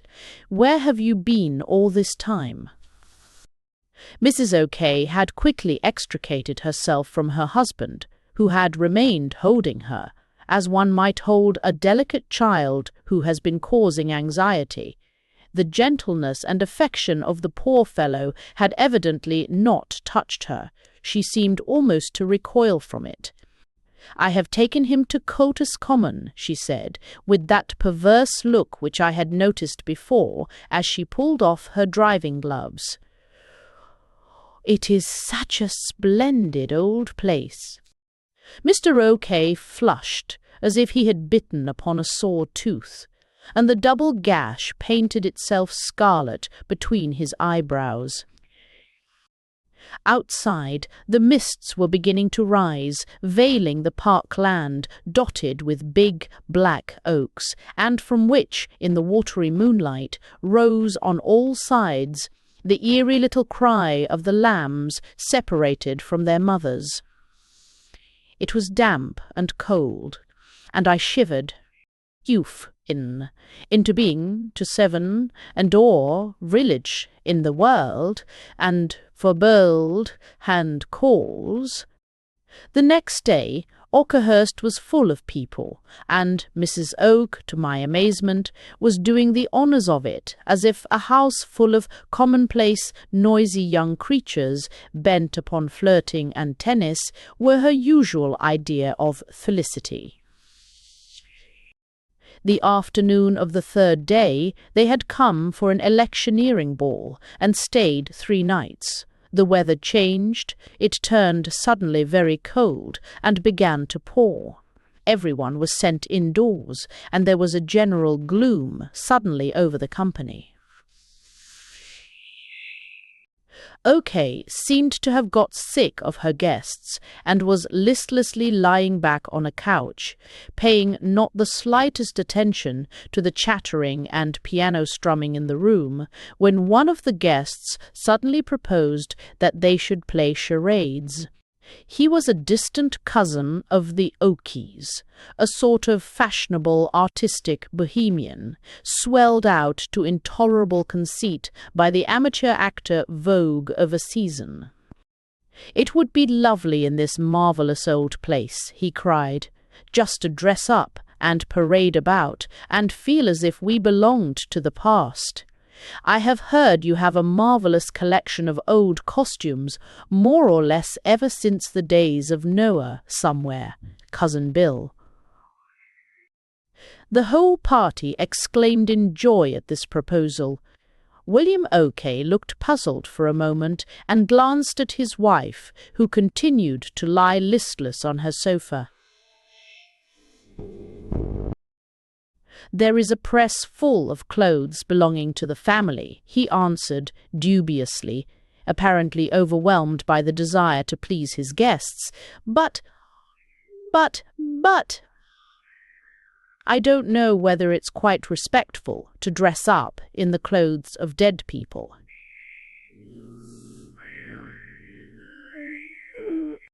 "Oh, fiddlestick!" cried the cousin. "What do the dead people know about it? Besides," he added with mock seriousness, "I assure you we shall behave in the most reverent way, and feel quite solemn about it all, if only you will give us the key, old man." Again Mr. OK looked towards his wife, and again met only her vague, absent glance. "Very well," he said, and led his guests upstairs. An hour later the house was filled with the strangest crew and the strangest noises. I had entered, to a certain extent, into William Oker's feeling of unwillingness to let his ancestors' clothes and personality be taken in vain. But when the masquerade was complete, I must say that the effect was quite magnificent. A dozen youngish men and women, those who were staying in the house and some neighbours who had come for lawn tennis and dinner, were rigged out, under the direction of the theatrical cousin, in the contents of that oaken press, and I have never seen a more beautiful sight than the panelled corridors, the carved and escutcheoned staircase, the dim drawing-rooms with their faded tapestries, the great hall with its vaulted and ribbed ceiling, dotted about with groups or single figures that seemed to have come straight from the past. Even William OK, who, besides myself and a few elderly people, was the only man not masqueraded, seemed delighted and fired by the sight. A certain schoolboy character suddenly came out in him, and finding that there was no costume left for him, he rushed upstairs and presently returned in the uniform he had worn before his marriage. I thought I had really never seen so magnificent a specimen of the handsome Englishman. He looked, despite all the modern associations of his costume, more genuinely old world than all the rest.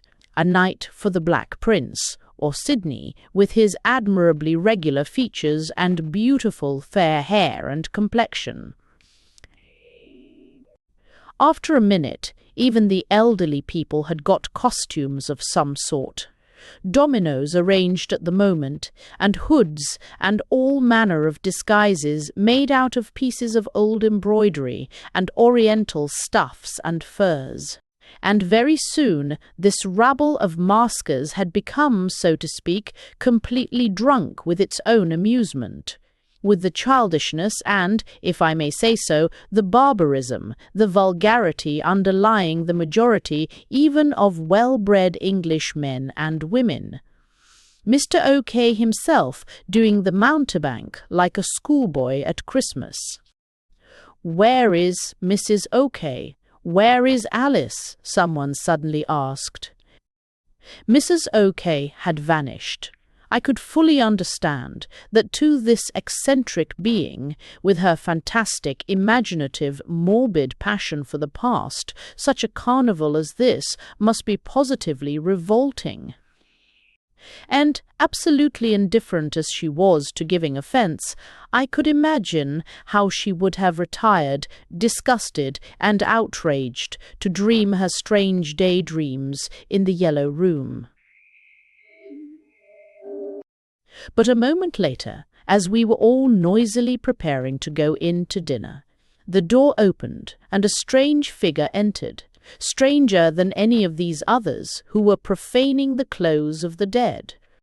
A boy, slight and tall, in a brown riding-coat, leathern belt, and big buff boots, a little grey cloak over one shoulder, a large grey hat slouched over the eyes, a dagger and pistol at the waist. It was Mrs. Oak, her eyes preternaturally bright, and her whole face lit up with a bold, perverse smile. Everyone exclaimed and stood aside.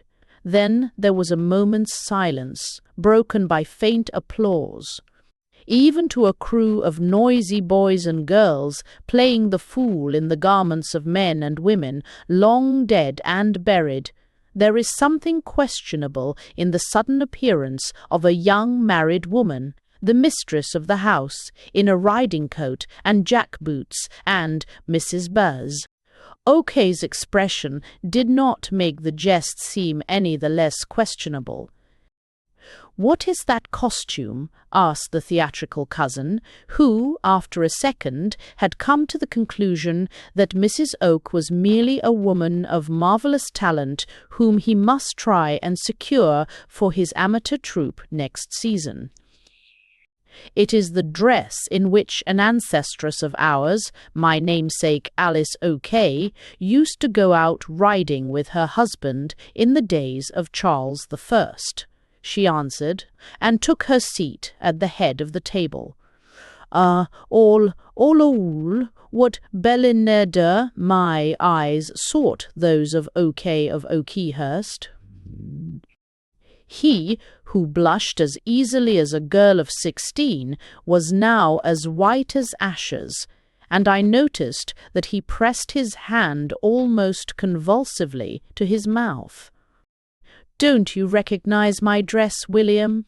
asked Mrs. OK, fixing her eyes upon him with a cruel smile.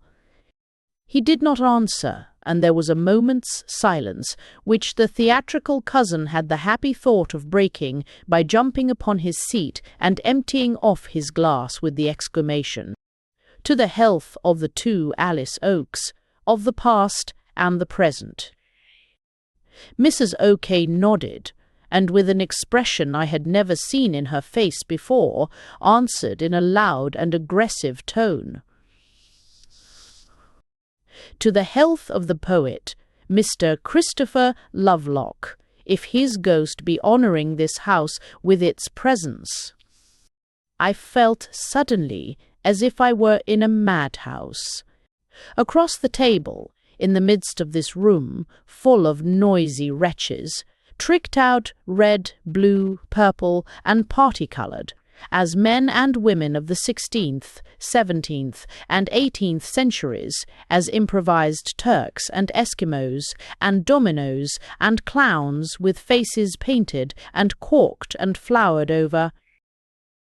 I seemed to see that sanguine sunset washing like a sea of blood over the heather, to where, by the black pond and the wind-warped firs, there lay the body of Christopher Lovelock, with his dead horse near him, the yellow gravel and lilac-ling soaked crimson all around, and above emerged, as out of the redness, the pale blonde head covered with the grey hat, the absent eyes, and strange smile of Mrs. Oak.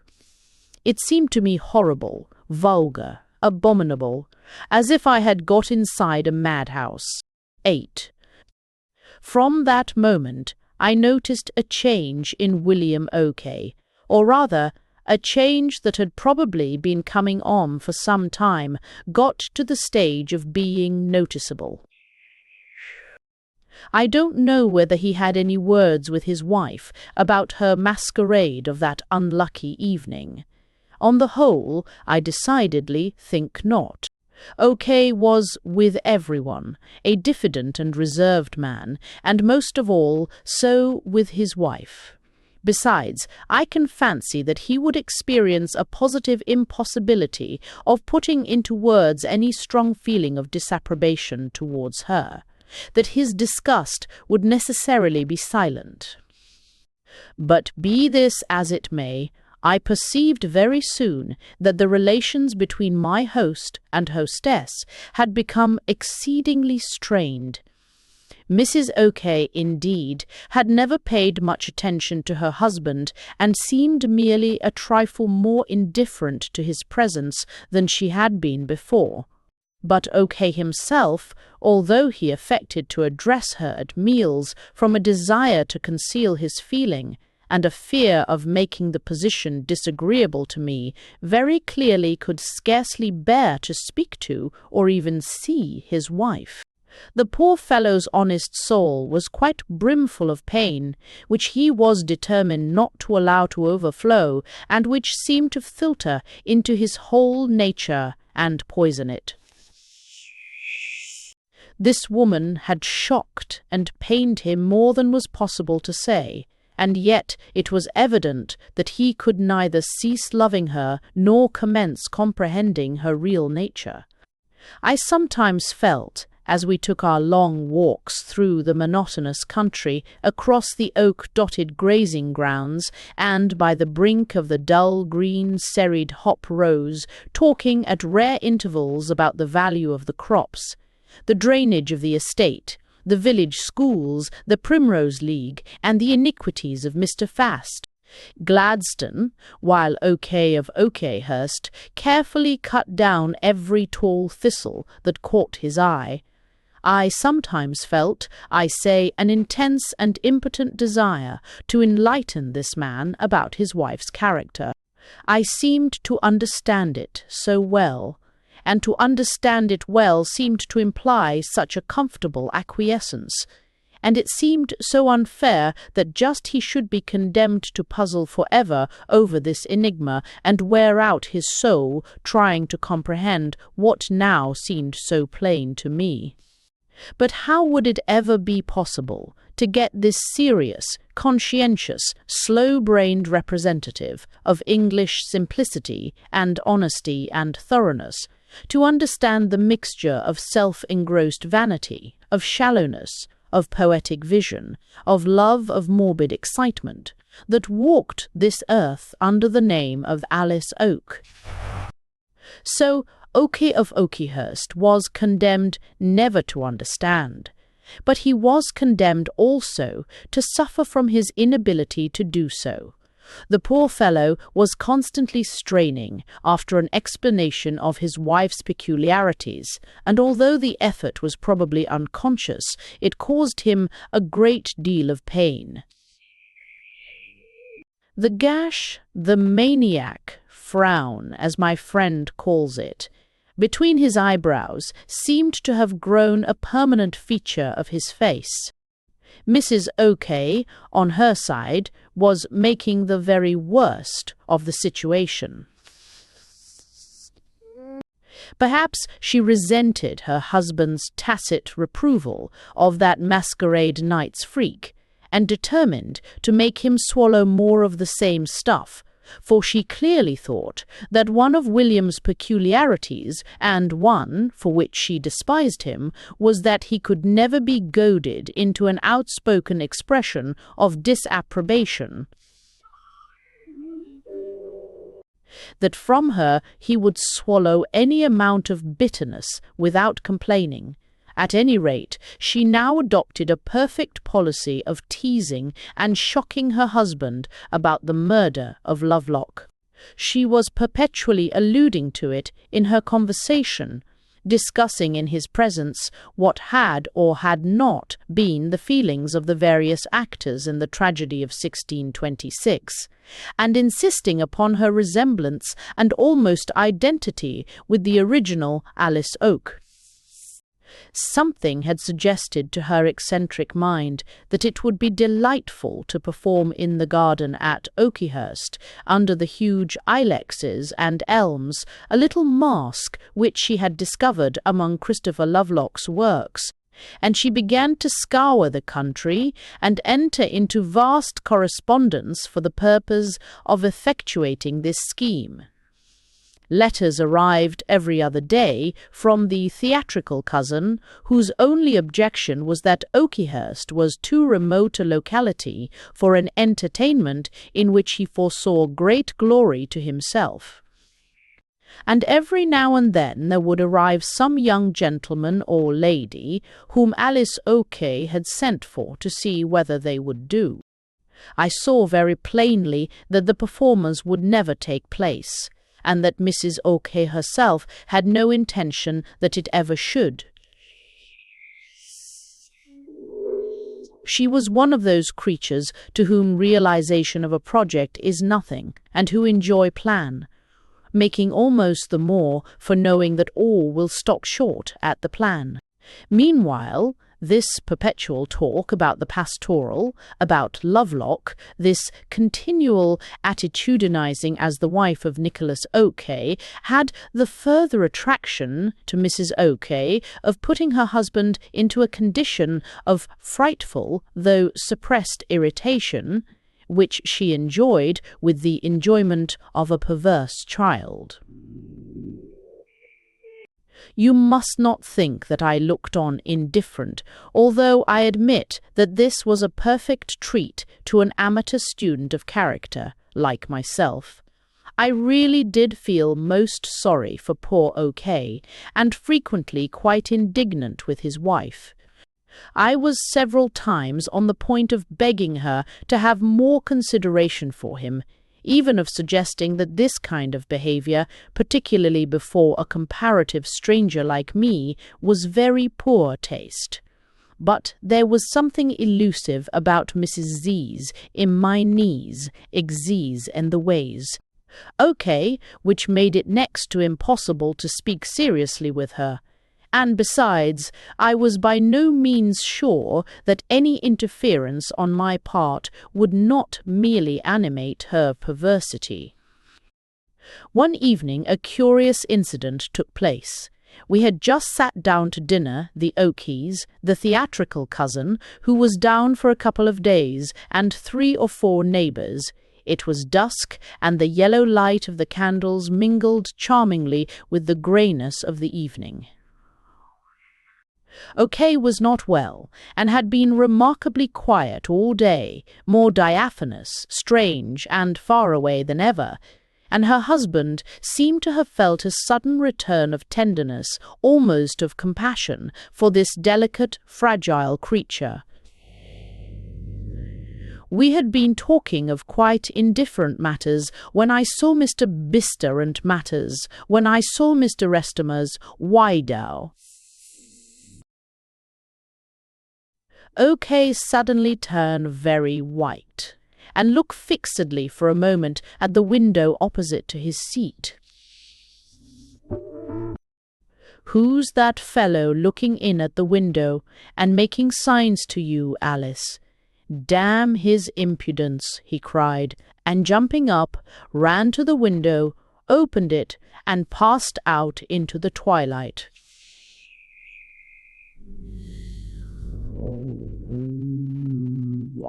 We all looked at each other in surprise. Some of the party remarked upon the carelessness of servants in letting nasty-looking fellows hang about the kitchen. Others told stories of tramps and burglars. Mrs. Oak did not speak, but I noticed the curious, distant-looking smile in her thin cheeks. After a minute, William Oak came in, his napkin in his hand. He shut the window behind him and silently resumed his place. "Well, who was it?" we all asked. "Nobody. I must have made a mistake," he answered, and turned crimson while he busily peeled a pear. "It was probably Lovelock," remarked Mrs. O.K., just as she might have said. "It was probably the gardener, but with that faint smile of pleasure still in her face." Except the theatrical cousin, who burst into a loud laugh, none of the company had ever heard Lovelock's name, and, doubtless imagining him to be some natural appanage of the O.K. family, groom or farmer, said nothing, so the subject dropped.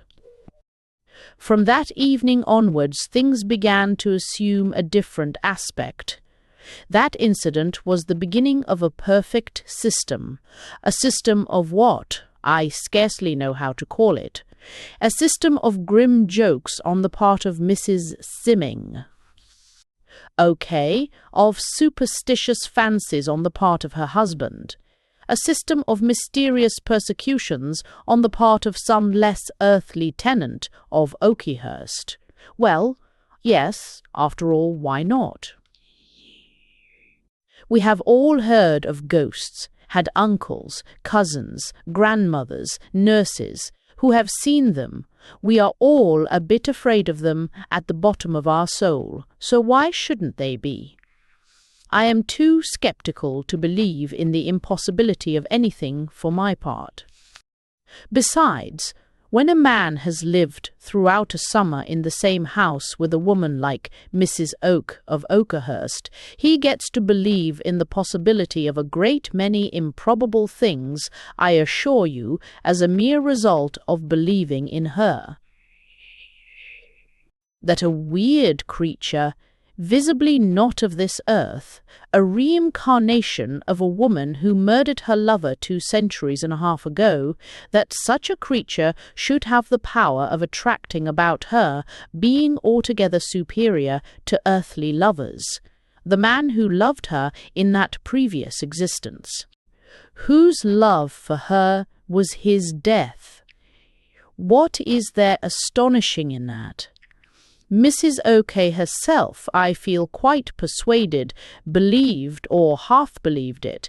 Indeed, she very seriously admitted the possibility thereof, one day that I made the suggestion half in jest. At all events, it rather pleased me to think so. It fitted in so well with the woman's whole personality. It explained those hours and hours spent all alone in the yellow room, where the very air, with its scent of heady flowers and old perfumed stuffs, seemed redolent of ghosts. It explained that strange smile which was not for any of us, and yet was not merely for herself. That strange, far-off look in the wide, pale eyes. I liked the idea, and I liked to tease, or rather to delight her with it.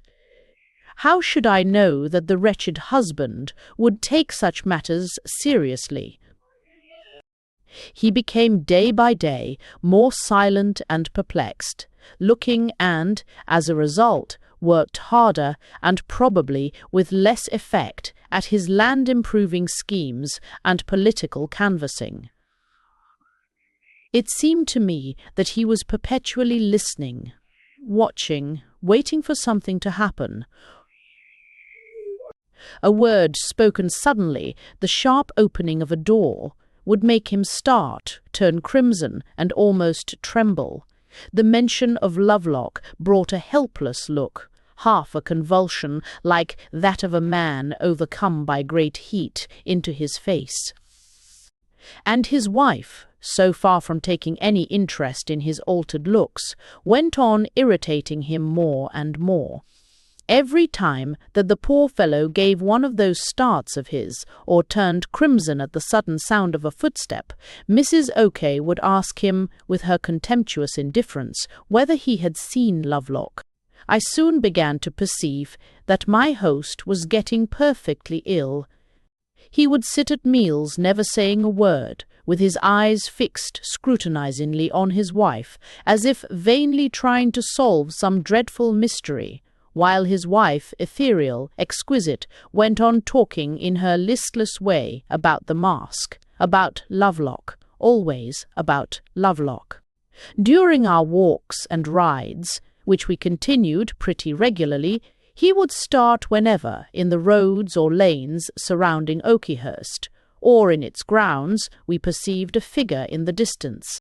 I have seen him tremble at what, on nearer approach, I could scarcely restrain my laughter on discovering to be some well-known farmer or neighbour or servant.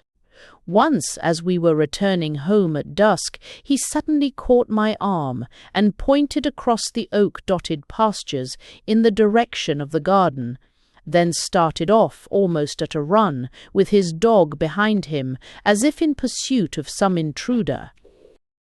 "Who was it?" I asked, and Mr. Oak merely shook his head mournfully. Sometimes in the early autumn twilights, when the white mists rose from the parkland, and the rooks formed long black lines on the palings, I almost fancied I saw him start at the very trees and bushes, the outlines of the distant oast houses with their conical roofs and projecting vanes, like gibing fingers in the half-light. "Your husband is ill," I once ventured to remark to Mrs. O'Kay as she sat for the 130th of my preparatory sketches. I somehow could never get beyond preparatory sketches with her. She raised her beautiful, wide, pale eyes, making, as she did, so that exquisite curve of shoulders and neck, and delicate pale head that I so vainly longed to reproduce. "I don't see it," she answered quietly. "If he is, why doesn't he go up to town and see the doctor? It's merely one of his glum fits." "You should not tease him about Lovelock," I added, very seriously. "He will get to believe in him." "Why not? If he sees him, why he sees him. He would not be the only person that has done so," and she smiled faintly and half perversely as her eyes sought that usual distant, indefinable something. But O'Kay got worse. He was growing perfectly unstrung, like a hysterical woman. One evening that we were sitting alone in the smoking-room, he began unexpectedly a rambling discourse about his wife, how he had first known her when they were children and they had gone to the same dancing school near Portland Place, how her mother, his aunt-in-law, had brought her for Christmas to Oakyhurst while he was on his holidays, how, finally, 13 years ago, when he was 23 and she was 18, they had been married, how terribly he had suffered when they had been disappointed of their baby, and she had nearly died of the illness. I did not mind about the child, you know. he said in an excited voice. "Although there will be an end of us now, and Oakhurst will go to the Curtises. I minded only about Alice. It was next to inconceivable that this poor excited creature, speaking almost with tears in his voice and in his eyes, was the quiet, well-got-up, irreproachable young ex-guardsman who had walked into my studio a couple of months before." OK was silent for a moment, looking fixedly at the rug at his feet, when he suddenly burst out in a scarce audible voice. "If you knew how I cared for Alice, how I still care for her. I could kiss the ground she walks upon. I would give anything, my life any day, if only she would look for 2 minutes as if she liked me a little, as if she didn't utterly despise me." And the poor fellow burst into a hysterical laugh, which was almost a sob.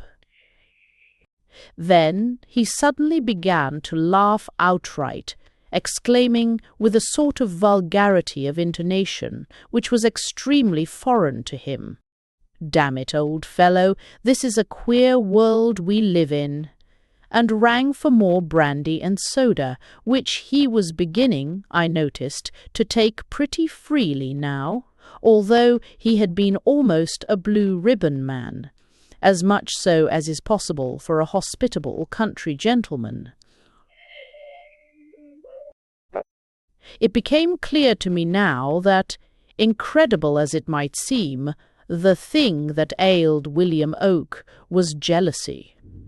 He was simply madly in love with his wife and madly jealous of her. In the first place, to clear off any possible suspicion, certainly not of me, besides the fact that Mrs. Thacked. OK took only just a very little more interest in me than in the butler or the upper housemaid. I think that OK himself was the sort of man whose imagination would recoil from realizing any definite object of jealousy, even though jealousy might be killing him inch by inch. It remained a vague, permeating, continuous feeling.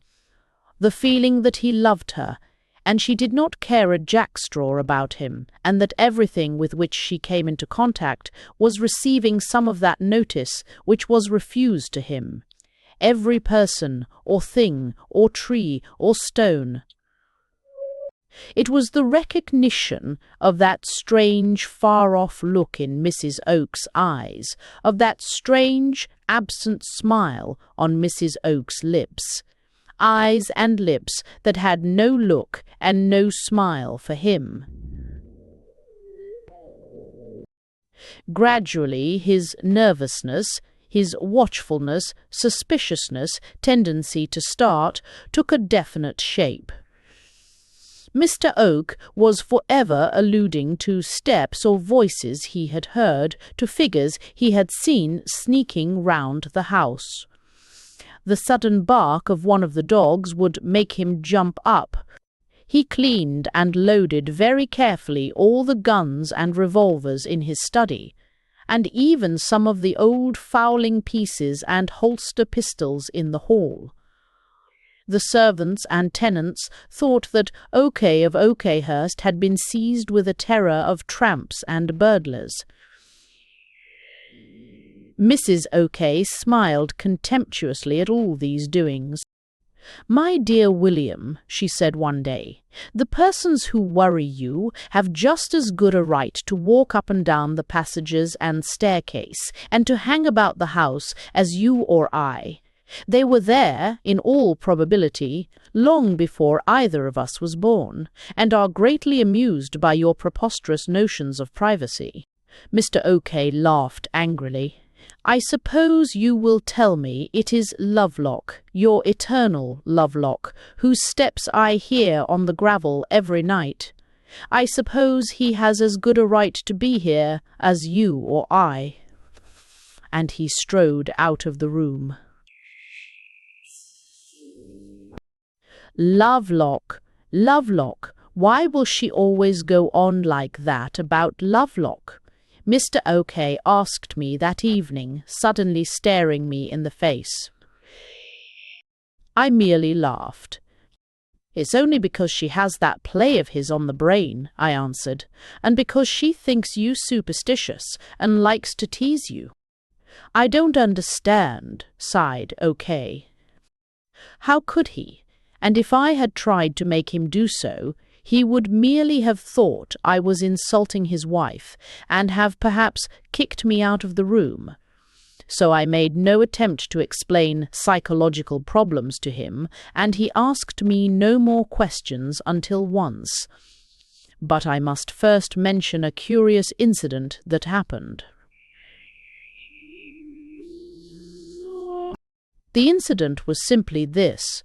Returning one afternoon from our usual walk, Mr. OK suddenly asked the servant whether anyone had come. The answer was in the negative, but OK did not seem satisfied. We had hardly sat down to dinner when he turned to his wife and asked, in a strange voice which I scarcely recognized as his own, who had called that afternoon. No one, answered Mrs. OK, at least to the best of my knowledge. William OK looked at her fixedly. No one, he repeated, in a scrutinizing tone. No one, Alice? Mrs. OK shook her head. No one, she replied. There was a pause. Who was it, then, that was walking with you near the pond about 5 o'clock? Asked OK slowly. His wife lifted her eyes straight to his and answered contemptuously. No one was walking with me near the pond at 5 o'clock or any other hour. Mr. OK turned purple and made a curious hoarse noise, like a man choking. I thought I saw you walking with a man this afternoon, Alice.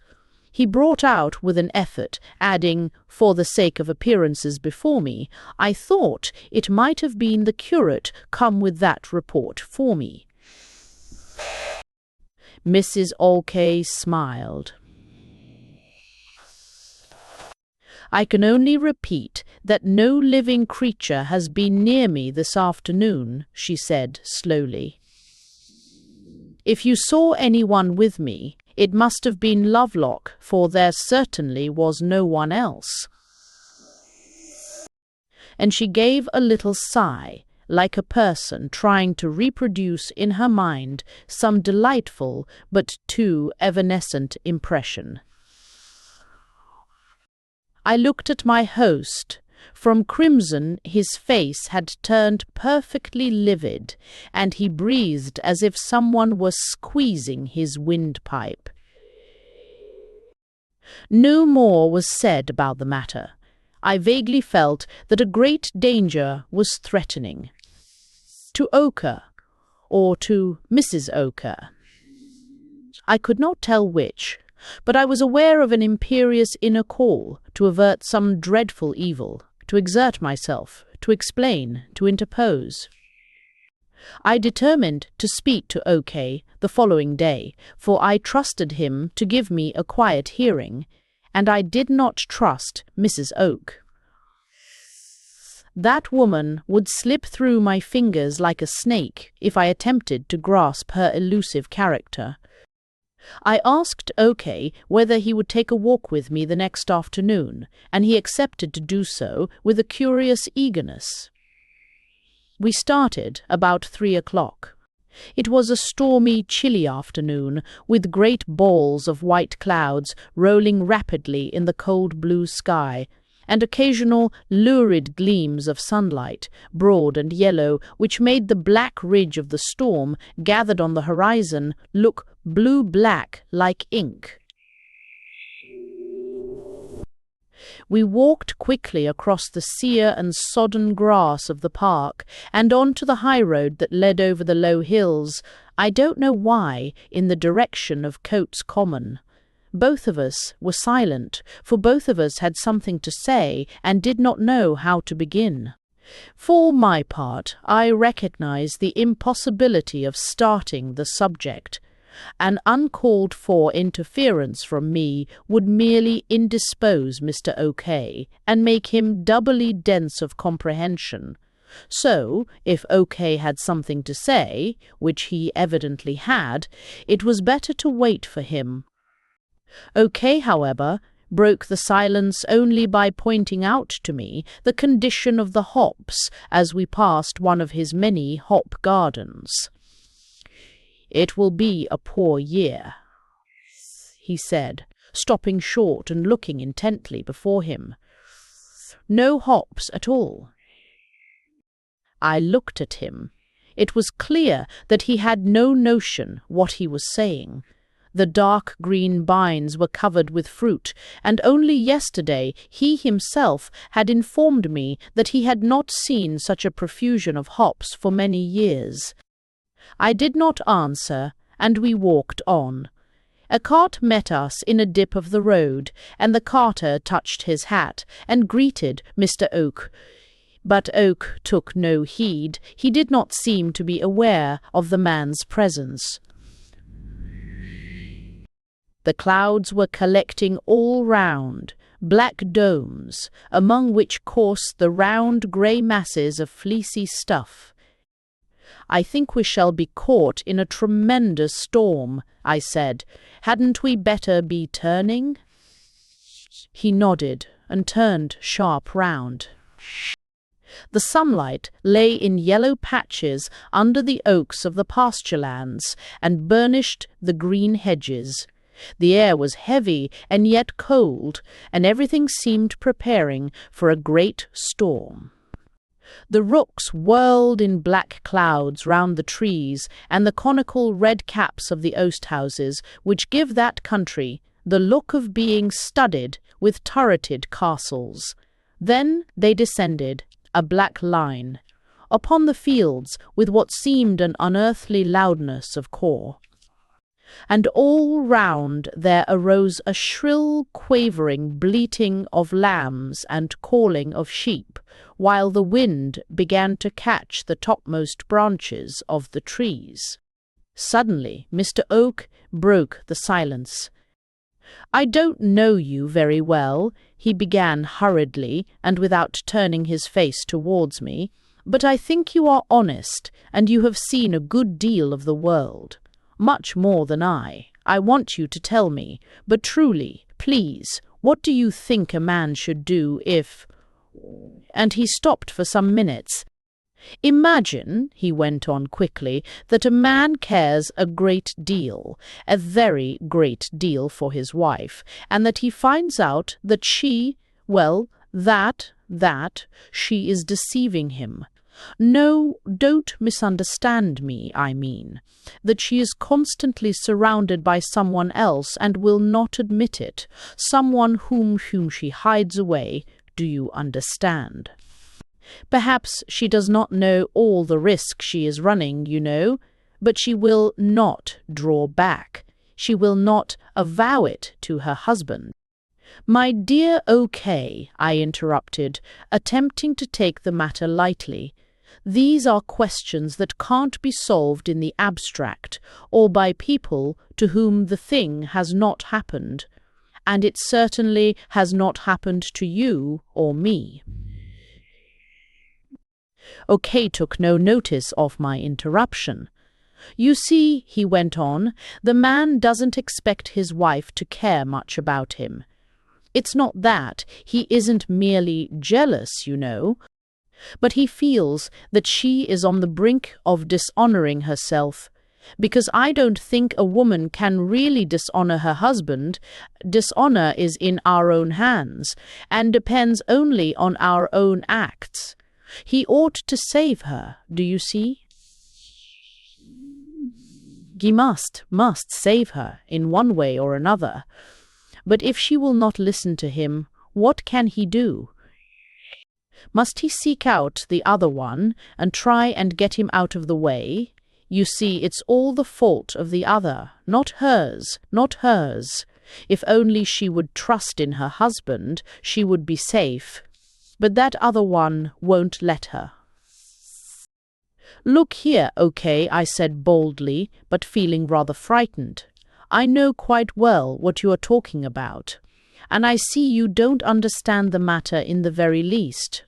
I do. I have watched you and watched Mrs. OK these 6 weeks, and I see what is the matter. Will you listen to me?" And taking his arm, I tried to explain to him my view of the situation, that his wife was merely eccentric and a little theatrical and imaginative, and that she took a pleasure in teasing him. That he, on the other hand, was letting himself get into a morbid state, that he was ill and ought to see a good doctor. I even offered to take him to town with me. I poured out volumes of psychological explanations.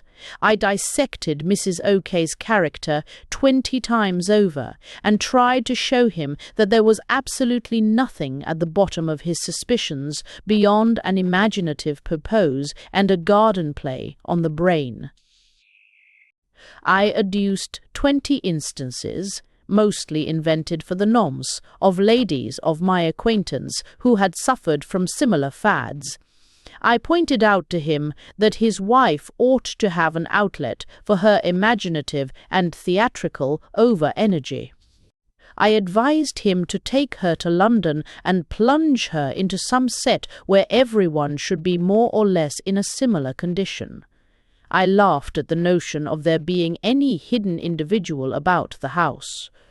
I explained to OK that he was suffering from delusions and called upon so conscientious and religious a man to take every step to rid himself of them, adding innumerable examples of people who had cured themselves of seeing visions and of brooding over morbid fancies. I struggled and wrestled like Jacob with the angel, and I really hoped I had made some impression. At first, indeed, I felt that not one of my words went into the man's brain, that, though silent, he was not listening. It seemed almost hopeless to present my views in such a light that he could grasp them. I felt as if I were expounding and arguing at a rock. But when I got on to the tack of his duty towards his wife and himself, and appealed to his moral and religious notions, I felt that I was making an impression. "I dare say you are right," he said, taking my hand as we came in sight of the red gables of Oakhurst, and speaking in a weak, tired, humble voice. "I don't understand you quite, but I am sure what you say is true. I dare say it is all that I'm seedy. I feel sometimes as if I were mad and just fit to be locked up. But don't think I don't struggle against it. I do continually, only sometimes it seems too strong for me. I pray God night and morning to give me the strength to overcome my suspicions, or to remove these dreadful thoughts from me.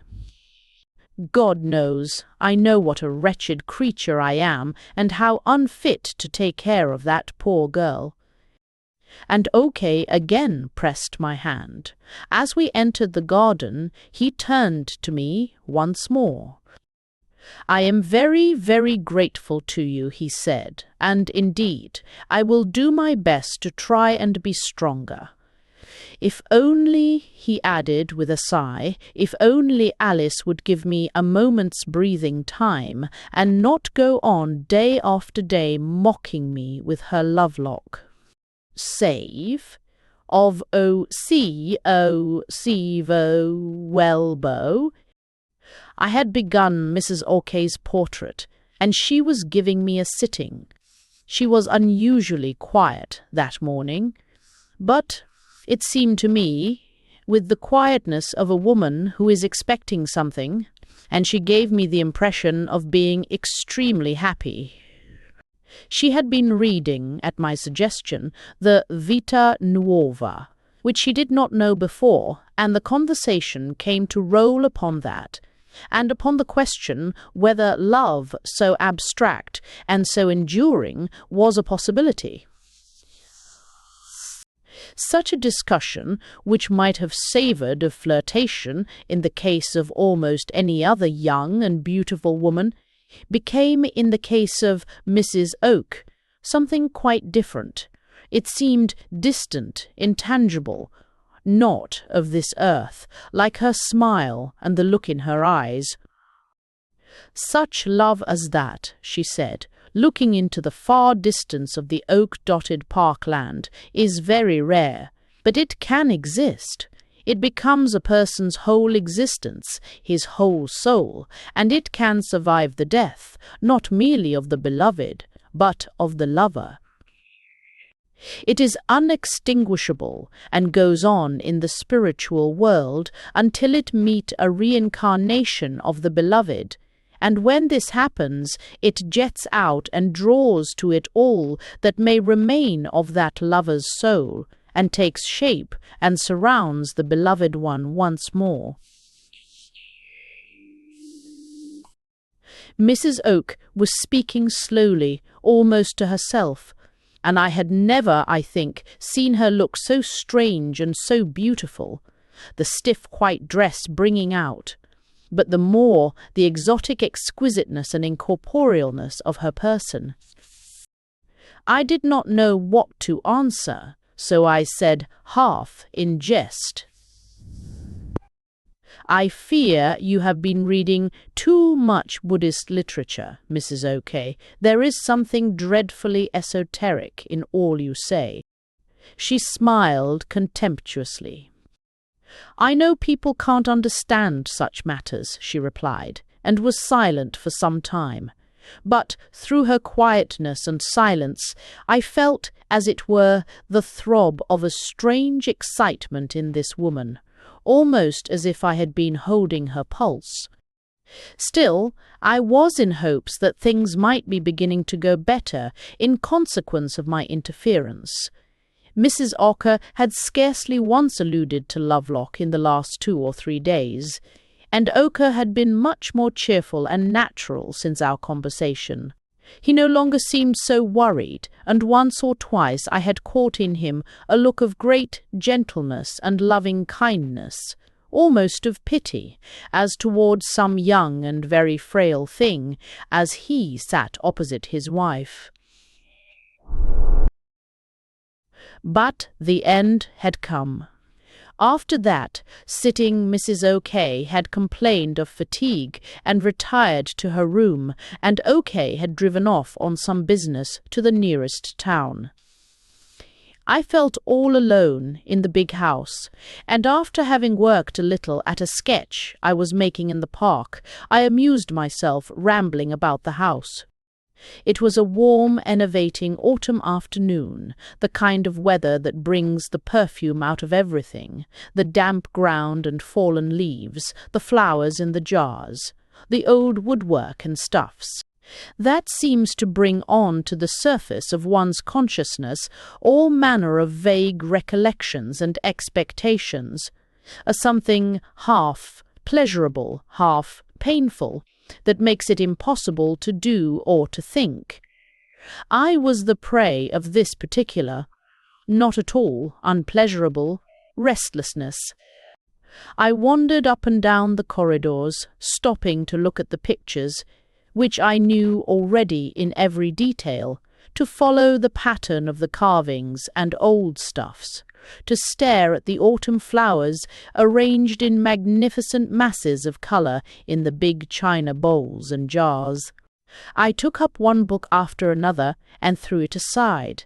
Then I sat down to the piano and began to play irrelevant fragments. I felt quite alone, although I had heard the grind of the wheels on the gravel, which meant that my host had returned. I was lazily turning over a book of verses. I remember it perfectly well. It was Morris's "Love is Enough," in a corner of the drawing-room, when the door suddenly opened and William Oak showed himself. He did not enter, but beckoned to me to come out to him. There was something in his face that made me start up and follow him at once. He was extremely quiet, even stiff, not a muscle of his face moving, but very pale. "I have something to show you," he said, leading me through the vaulted hall, hung round with ancestral pictures, into the gravelled space that looked like a filled-up moat, where stood the big blasted oak, with its twisted, pointing branches. I followed him on to the lawn, or rather the piece of parkland that ran up to the house. We walked quickly, he in front, without exchanging a word. Suddenly he stopped, just where there jutted out the bow window of the yellow drawing-room, and I felt Okay's hand tight upon my arm. "I have brought you here to see something," he whispered hoarsely, and he led me to the window. I looked in. The room, compared with the outdoor, was rather dark, but against the yellow wall I saw Mrs. Okay sitting alone on a couch in her white dress, her head slightly thrown back, a large red rose in her hand. "Do you believe now?" whispered Okay's voice hot at my ear. Do you believe now? Was it all my fancy? But I will have him this time. I have locked the door inside, and, by God, he shan't escape." The words were not out of Okay's mouth. I felt myself struggling with him silently outside that window, but he broke loose, pulled open the window, and leapt into the room, and I after him. As I crossed the threshold, something flashed in my eyes. There was a loud report, a sharp cry, and the thud of a body on the ground. Okay was standing in the middle of the room, with a faint smoke about him, and at his feet, sunk down from the sofa, with her blonde head resting on its seat, lay Mrs. Okay, a pool of red forming in her white dress. Her mouth was convulsed, as if in that automatic shriek, but her wide-open white eyes seemed to smile vaguely and distantly. I know nothing of time. It all seemed to be 1 second, but a second that lasted hours.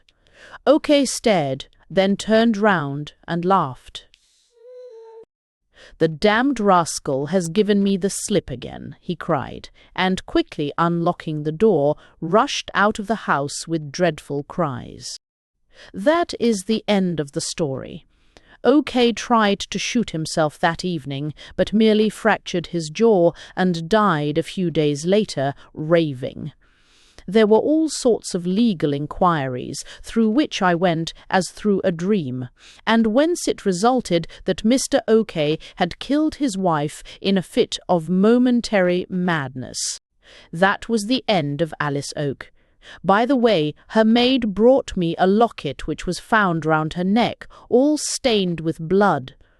It contained some very dark auburn hair, not at all the colour of William Oak's.